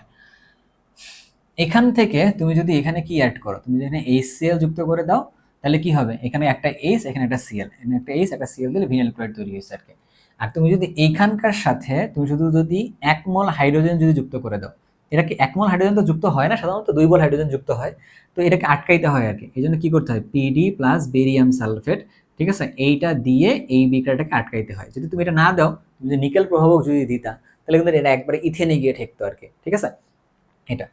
আর এইখান থেকে তুমি যদি কি দাও, যদি তুমি পানি সংযোজন করো, ঠিক আছে, 2% sulphuric acid, 2% sulphuric acid, 2% sulphuric acid আর 20% মার্কিউরিক অ্যাসিড আর কি। ঠিক আছে, 20% মার্কিউরিক অ্যাসিড, ঠিক আছে, Ag2+, যদি তুমি এটা দাও মিক্সার দিলে, তখন পানি সংযোজন বিক্রিয়ার মাধ্যমে ইথানল তৈরি করবে হচ্ছে এখান থেকে। আর তুমি যদি এইটাকে পলিমারকরণ করো আয়রন প্রবাহকের উপস্থিতিতে 400 ডিগ্রি সেলসিয়াস তাপমাত্রায়, তখন এই যে ইথাইন থেকে বেনজিন উৎপন্ন হবে আর কি। বুঝতে পারছি কিনা কথাটা? ওকে, তার মানে আমরা দেখলাম কি এখানে একটা দিয়ে অনেকগুলো বিক্রিয়া দেখে ফেলছি এখান থেকে, ব্যাপারটা কি ক্লিয়ার হয়েছে কিনা? ওকে, আর আমাদের কাছে এমন কিছু নাই। আমরা একটা জিনিস সবাই জানি, ওইটাকে একটু আমরা রিকল করি। এর সাথে যদি আমরা ক্লোরিনের বিক্রিয়া দিই ইউভির উপস্থিতিতে, তখন কি হয়? তখন উৎপন্ন হয় হলো CCl4 উৎপন্ন হয়, আর হচ্ছে HCl উৎপন্ন হয়, 4 মোল উৎপন্ন হয়, তাই না? এরকম তো ঘটনাটা। তাহলে কিভাবে উৎপন্ন হয়? ব্যালেন্স না করলে হয়েছে। এটা একটা চেইন বিক্রিয়া। এটা একটা কি বিক্রিয়া? এটা হচ্ছে একটা চেইন বিক্রিয়া। চেইন বিক্রিয়াকে কিভাবে হয়? CH4 এর সাথে তুমি প্রথমত ক্লোরিন দিবা, দিলে কি উৎপন্ন হবে? CH3Cl প্লাস HCl উৎপন্ন হবে। পরবর্তী ধাপে আবার যেটা উৎপন্ন হইল না, CH3Cl, তার সাথে আবার ক্লোরিন যুক্ত হবে, হয়ে কি উৎপন্ন হইল? CH2Cl2 এর সাথে HCl উৎপন্ন হবে। আবার কি হবে? ওই যে মিথিলিন ক্লোরাইড, এটার নাম মিথিলিন বলে, এর সাথে যদি আবার ক্লোরিন দাও তখন কি উৎপন্ন হবে? তখন হচ্ছে আবার কি CHCl3 উৎপন্ন হবে। এটার নাম কি তোমরা একটু বলো তো, তাতে আমি লিখে ফেলি। তারপরে CHCl3 এর সাথে তুমি যদি আবার ক্লোরিন দাও তখন কি উৎপন্ন হবে? CCl4 প্লাস HCl উৎপন্ন হবে। এই জন্য 4 মোল এসএল এর কথা বলছিলাম। এটার নাম জিজ্ঞাসা করছিলাম, বলো কেউ একজন। ঠিক আছে, এটার নাম কি হবে? এটার নাম হবে হচ্ছে, এটার নাম হচ্ছে ক্লোরোফর্ম হবে আর কি। এটার নাম হবে কি? এটার নাম হবে হচ্ছে ক্লোরোফর্ম হবে। ঠিক আছে, এই হলো ব্যাপার স্যাপারটা। আর এটার নাম বলছিলাম মিথিলিন, এটার নাম হচ্ছে মিথিলিন। CH2 এই মূলকের নাম কি বলে? এটার নাম হলো হচ্ছে মিথিলিন মূলক বলে, মিথিলিন মূলক বলে আর কি। এই মিথিলিন মূলকের ভর কত? ভর হচ্ছে 14। কেন? সমগোত্রীয় শ্রেণী আছে না, একটা গোত্রের পরপর দুইটা সদস্যের মধ্যে একটা মিথিলিন মূলকের পার্থক্য থাকে। এটা এমসিকিউতে হইতে পারে কথাটা, এরকম একটা কথা আর কি। তাহলে গেল, তাহলে মোটা থেকে তো আমরা সবকিছু দেখে ফেলছি নাকি? ওকে, এখন আমাদের মনে হয় লাস্ট পার্ট, সেটা হচ্ছে পলিমার। এটার একটা পলিমার পার্ট, এইটা একটা হইতে পারে আর কি, পলিমার। তাহলে পলিমারগুলো কি কি? যেমন ধরো CH2 এটা হচ্ছে ইথিন, এইটার যে পলিমারটা হবে দেখতে কেমন হবে? CH2 এরকম, এখানে ধরো যে N সংখ্যক, এখানে N সংখ্যক শুরু করছিল আর কি। তো এটার নাম কি? এটার নাম হচ্ছে পলিথিন। আমরা যে পলিথিনটা ইউজ করি সেটা গেল। আবার তুমি যদি এইটা না দিয়ে, তুমি যদি এরকম দাও, তুমি যদি এটা না দিয়ে এখানে যদি একটা ক্লোরিন দাও, তাহলে এটার নাম কি হলো? এটার নাম হচ্ছে ভিনাইল ক্লোরাইড বলছিলাম। তাহলে এখানে কি হবে? CH2CH, এখানে হবে Cl, একটা বন্ধন খুলে দিবে, খুলে দিল এটা N। তাহলে এটার নাম হলো তাহলে কি? Polyvinyl polyvinyl chloride. Polyvinyl chloride মানে কি বলো? পলিভিনাইল ক্লোরাইড মানে তুমি সংক্ষেপে কি জানো বলো? PVC বলো আর কি, তাই না? PVC বলো। এখন এই সবগুলো কি পলিমার? দেখছো না এটা জিনিসটা, পাই বন্ধন ভেঙে গেছে আর যুক্ত হয়েছে। এটার নাম হচ্ছে কি পলিমার বলো? এদের নাম হচ্ছে সংযোজন পলিমার। এদের নাম কি পলিমার বলে? সংযোজন পলিমার বলে আর কি। পলিমার আসলে দুই ধরনের, সংযোজন আর একটা হচ্ছে তোমার কি, আর একটা হলো ঘনীভবন পলিমার। তাহলে ঘনীভবন পলিমারটা মানে কি? ঘনীভবন পলিমার মানে কোনো একটা জিনিসের থেকে এখন পানিটা নিয়ে বের হয়ে গেছে এরকম। যেমন ধরো আমি তোমার একটা সহজভাবে জিনিসটা বলি, ধরো CH2, এখানে দিলাম 4, এখানে 4, এখানে দিলাম হচ্ছে OH, এটা দিলাম হচ্ছে OH, এটা। তো এটার নাম হচ্ছে কি? অ্যাডিপিক অ্যাসিড বলে। এটা হলো কি? Adipic acid. অ্যাডিপিক অ্যাসিড বলে। কত কার্বনের অ্যাসিড বলো তো? 6 কার্বনের অ্যাসিড না? 6 কার্বনের অ্যাসিড না? ওকে, এর সাথে তুমি যদি কার বিক্রিয়া দাও, তুমি ধরো যে এর সাথে বিক্রিয়া দিতেছো একটা, এইটার বিক্রিয়া দিছো, ভালো করে জিনিসটা খেয়াল করবা, ঠিক আছে? এর সাথে তুমি কার বিক্রিয়া দিছো দেখো তো, এর সাথে তুমি বিক্রিয়া দিছো হেক্সামিথিলিন ডাইঅ্যামিন, এটার বিক্রিয়া দিছো। ঘটনা ক্লিয়ার করো ভালো করে। এখন এখান থেকে এখান থেকে OH, দুটা মিলে কি বের হয়ে গেল? 1 মোল পানি বের হয়ে যাবে না? তাহলে পানি যদি বের হয়ে যায় তাহলে আলটিমেটলি কি তৈরি করলো এখানে? তাহলে আলটিমেটলি তৈরি করবে হচ্ছে, এখানকার পার্টটা আমি লিখি, CH2, তার সাথে ছিল 4, এখানে গেল CO, এখানে যুক্ত হলে NH বন্ধন এসে যুক্ত হয়েছে, এটাকে NH-টা যুক্ত হয়েছে হইল। এই পাশে বাকি আছে কি? CH2 6, এখানে বাকি আছে কি? NH ধরো থাকবে আবারও, কারণ এই পাশে আরো একটা যুক্ত হবে। এই পাশে কি হবে? এই পাশে ছিল হচ্ছে কি আবার CO বন্ধন, এই পাশে আরো একটা কেউ যুক্ত হবে আর কি। এটা একটা কিন্তু পলিমার, তাই না? এই পলিমারটার নাম কি জানো? নাইলন বলে। এটাও কয় কার্বনের? 6 কার্বনের। এটাও কয় কার্বনের ছিল? 6 কার্বনের। এই জন্য এই পলিমারের নাম কি হয়? নাইলন। নাইলন 6 বলে। কেন? 6 কার্বনের একটা অ্যাসিড, 6 কার্বনের একটা ডাইঅ্যামিন ইউজ হয়েছে, এটা একটা কি ঘনীয় ভবন পলিমার হয়েছে আর কি। ব্যাপারটা কি বোঝাতে পারছি কিনা, ক্লিয়ার তো? তোমাকে আর কিছু পড়া লাগবে না। আর কিছু খুচরা জিনিসপত্র আছে, ফরমালিন কাকে বলে না বলে কিছু ক নাম্বারের পার্টগুলো তুমি দেখলেই কিন্তু হয়ে যাবে। তাহলে এবার একটু আসো, এই ভিডিওটা করার উদ্দেশ্য কি ছিল? এই ভিডিওটা করার উদ্দেশ্য ছিল হচ্ছে তোমাকে পরীক্ষার আগে একটা সাপোর্ট দেওয়ার। কি সাপোর্ট সেটা? যে তুমি যে পড়াশোনাটা করতেছিলা, তো তুমি তো সবকিছু পারোই, তুমি তো সবকিছু পারোই, তুমি জাস্ট শেষ মুহূর্তে একটু রিভিশন দিবা, তাই না? তো সেই রিভিশনের উদ্দেশ্যে 5টা চ্যাপ্টার ভাইয়া ধরে ধরে ধরে ধরে রিভিশন দিয়েছে আর কি। এখান থেকে সিকিউ কেমন আসে, এমসিকিউ কেমন হতে পারে, সবগুলো তোমার জানা আছে আগে থেকে প্রশ্নগুলো। ভাইয়া যখন এটাকে রিভিশন দিয়ে দিছি, তুমি এটাকে নিয়ে পরীক্ষা হলে এখন যাইতে পারো। যাওয়ার পরে তুমি দেখবা এখান থেকে যা আসবে তুমি পারবা আর কি। তাহলে বাকিগুলো ভাইয়া এগুলো পড়তে পারলে ভালো হইতো না খুবই? হ্যাঁ, আমিও জানি পড়তে পারলে খুবই ভালো হইতো। কিছু দায়িত্ব আসলে তোমার নেওয়া দরকার এখন। হ্যাঁ, এটা আমি দায়িত্বটা তোমার কাঁধেই ছেড়ে দিব। তুমি কি কাজটা করবা, এসিড বেস কাকে বলে না বলে হালকা একটু দেখবা, বইটাকে উল্টানোর মতো করে দেখবা আর কি, কারণ তোমার তো আগে পড়া আছে তোমার কিছুটা, তাই না? এই সেটগুলো একটু নিজের মতো করে দেখবা। তো এখানে তেমন কিছু নাই এসিড বেসের এখান থেকে, জাস্ট এখান থেকে একটা পার্ট হইতে পারে পিএইচ নির্ণয়ের কিছু ম্যাথ আছে না, তো ম্যাথ ট্যাথগুলো সাধারণত আসে না, তো পিএইচ এর এখান থেকে কিছু মান মুখস্থ হইতে পারে। এসিড বৃষ্টি আর কি, এসিড বৃষ্টি, এসিড রেইন বৃষ্টি যেন কাকে বলে, যে বৃষ্টির পানির পিএইচটা কত হয় 5 বৃষ্টির, হ্যাঁ বৃদ্ধি না, সরি, এসিড বৃষ্টি, যে বৃষ্টির পানির পিএইচ 5.6, ঠিক আছে, 5.6-এর তুলনায় কম হয় তাকে বলা হচ্ছে এসিড বৃষ্টি বলে। এসিড বৃষ্টির জন্য দায়ী কে? Sulphur dioxide, nitrogen dioxide, carbon dioxide কিন্তু দায়ী না আর কি। তো এরকম কাহিনীগুলো, তো এটা একটু তুমি জাস্ট একটু র্যান্ডমলি দেখলেই হবে আর কি, খুব বেশি না ঝামেলা না। রাসায়নিক বন্ধনে এখানে খুব বেশি ঝামেলা না, কারণ সমযোজী বন্ধন আর আয়নিক বন্ধনের এই পার্টটা তো এখানে আছে, তোমরা এটাতে আগেও পড়ছো, তুমি হচ্ছে জাস্ট কি দেখে যাবে আর কি, একটু শুধু দেখার জন্য দেখা। তারপর হচ্ছে পদার্থের অবস্থাটা, এটা সবচেয়ে সহজ পার্টগুলোর মধ্যে একটা না, তো তুমি এটা একটু এখান থেকে একটু ভালো করে দেখবা। তবে এখানকার মধ্যে একটা ভালো পার্ট আছে, তো এই যে এটার মধ্যে কি দেখতে বলছিলাম বলো, এটার মধ্যে দেখতে বলছিলাম আয়নিক বন্ধন গঠন প্রক্রিয়া আর কোভ্যালেন্ট বন্ড গঠন প্রক্রিয়াকে তুমি এইটা একটু ভালো করে দেখবা, দেখলাম। আর পদার্থের অবস্থা যেটা আছে, পদার্থের অবস্থা তুমি তাহলে কি দেখবা, এখান থেকে তুমি হচ্ছে ব্যাপনের যে পার্টটা আছে তুমি এইটা একটু ভালো করে দেখবা, ব্যাপনের পার্টটা, ব্যাপন নিঃসরণের পার্টটা। পদার্থের গঠনে এখান থেকে তো পরমাণু মডেল, পরমাণু মডেলের পার্টটা দেখবা। পাশাপাশি তুমি এখান থেকে কি আইসোটোপের পার্টটা দেখবা, আইসোটোপের পার্ট দেখবা। আইসোটোপটা কোনটা কোন কাজে ব্যবহার করা হয়, কারণ আইসোটোপের যে শতকরা পরিমাণ থেকে পারমাণবিক ভর যেটা বের করা যায়, এই পার্টটা একটু দেখলাম। আর আমাদের জীবনে রসায়ন যে পার্টটা আছে, এই পার্টটা তুমি পড়ার সময় ব্লিচিং পাউডার আছে, তারপর তোমার কাছে কি কি আছে, তোমার কাছে গ্লাস ক্লিনার আছে, টয়লেট ক্লিনার আছে, তাই তো? আচ্ছা, ব্লিচিং পাউডার এই পার্টটা একটু ভাইয়া জাস্ট একটু বলে দিয়ে আর কি, তাহলে দিয়ে এটা দিয়ে শেষ করবো আর কি আজকে। ব্লিচিং পাউডারের পার্টটা ভাইয়া একটু বলে দিয়ে শেষ করবো আর কি, যে ব্লিচিং পাউডারের পার্টটা কেমন হবে, ঠিক আছে? চলো একটু ব্লিচিং পাউডারের পার্টটা বলে দিই। তো যেমন ধরো ব্লিচিং পাউডারের কথা যেটা বললাম, calcium chloro hypochlorite, bleaching powder কিভাবে কাপড় চোপড়ের দাগটা নষ্ট করে দেয় বা জীবাণু মেরে ফেলে। ব্লিচিং পাউডার তুমি যখন পানি দিয়ে ফেলবা, যখন তুমি পানি দিবা তখন কি উৎপন্ন হয়, এই যে প্লাস এই যে মাইনাস, এখানে হচ্ছে প্লাস, এই পার্টটা মাইনাস আছে এখানে, তাহলে কি হবে, ক্যালসিয়াম হাইড্রোক্সাইড উৎপন্ন হবে, তার সাথে উৎপন্ন হবে কি ক্লোরিন গ্যাস উৎপন্ন হবে। সেই ক্লোরিন গ্যাসটা দেখতে কিরকম, সিএল সিএল বন্ধন, আবার সে পানির সাথে গিয়ে বন্ধন তৈরি করবে, তৈরি করলে কি উৎপন্ন হবে, HCl উৎপন্ন হবে প্লাস HOCl উৎপন্ন হবে, হাইপোক্লোরাস অ্যাসিড। সেই হাইপোক্লোরাস অ্যাসিডটা আবার এখান থেকে কি উৎপন্ন করবে, HCl উৎপন্ন করবে এবং জাইমান অক্সিজেন উৎপন্ন করবে। সেই জাইমান অক্সিজেনটা সাথে জীবাণু যদি থাকে, সেই জীবাণুটাকে ধরলাম, জীবাণুটা কেমন আছে, জীবাণুটা হচ্ছে জীবিত আছে, জীবাণুটা জীবিত আছে আর কি, ঠিক আছে? সেই জীবাণুটাকে সে করে ফেলছে মৃত জীবাণুতে পরিণত করে ফেলছে, মৃত মৃত জীবাণুতে পরিণত করছে, জীবাণুতে পরিণত করছে, ঠিক আছে কথাটা? সেই রকম এই বিক্রিয়া তোমাদের কাছে আসলেও আসতে পারে। আর এই যে টয়লেট ক্লিনার আছে, গ্লাস ক্লিনার আছে, টয়লেট ক্লিনারের মূল উপাদান কি, টয়লেট ক্লিনারের মূল উপাদান হচ্ছে সোডিয়াম হাইড্রোক্সাইড, আর গ্লাস ক্লিনারের মূল উপাদানটা কি, অ্যামোনিয়াম হাইড্রোক্সাইড, এটা দিয়ে আর কি। সো এই তো সবগুলো মিলায় সামগ্রিকভাবে তোমার কিন্তু একটা প্রস্তুতি আসলে এখন একটা হয়ে গেল আর কি। কারণ আমি জাস্ট একদম পরীক্ষার আগের দিন একদিন দুদিন হাতে আমার সময় থাকে, আমি সবগুলো চ্যাপ্টার নিয়ে যদি বসি, মাথা একদম আউলে যাবে, কিন্তু সব চ্যাপ্টার পড়া যাবে না। তুমি যে কাজটা করবা, গুরুত্বপূর্ণ কয়েকটা চ্যাপ্টার যা তোমাদের না পড়লেই নয়, ওইটা নিয়ে একটু ঝালাই করে দিছি।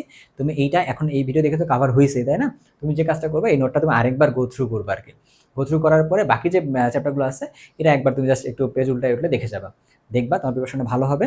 সবাই ভালো করে পরীক্ষা দিবা, পরীক্ষায় কেমন হচ্ছে না হচ্ছে, সো এটা একটু পারলে এসে ব্যাক করে জানালে তো খুবই খুশি হব। কারণ হচ্ছে যে একটা যে লম্বা ভিডিও করা হয়েছে, আর এর বাইরে তোমাদের জন্য উত্তরোত্তর সবসময়ের জন্য শুভকামনা থাকবে। আর তোমাদেরকে একটা বলতে পারি, যেহেতু একটা কানেকশন মাত্র হইলো একটা ভিডিও দেখার মাধ্যমে, তোমরা আমাদের যে অক্সিক্যাম যে গ্রুপটা রয়েছে সেই গ্রুপের মধ্যে এসে অ্যাড হয়ে যাও আর কি। তো তাহলে ওইখান থেকে শুধুমাত্র আমার ক্লাসগুলোই না, এরপরে অনেক ভাই আপুরা যারা আছে তারাও তাদের হচ্ছে যে এফোর্ট দিয়ে ছোটো ছোটো কিছু ভিডিও বানায়, তো তোমরা চাইলে সেগুলো দেখে দেখে বাসায় থাকতে পারো আর কি। তো ধন্যবাদ সবাই থেকে, আজকে এই পর্যন্ত, আল্লাহ হাফেজ।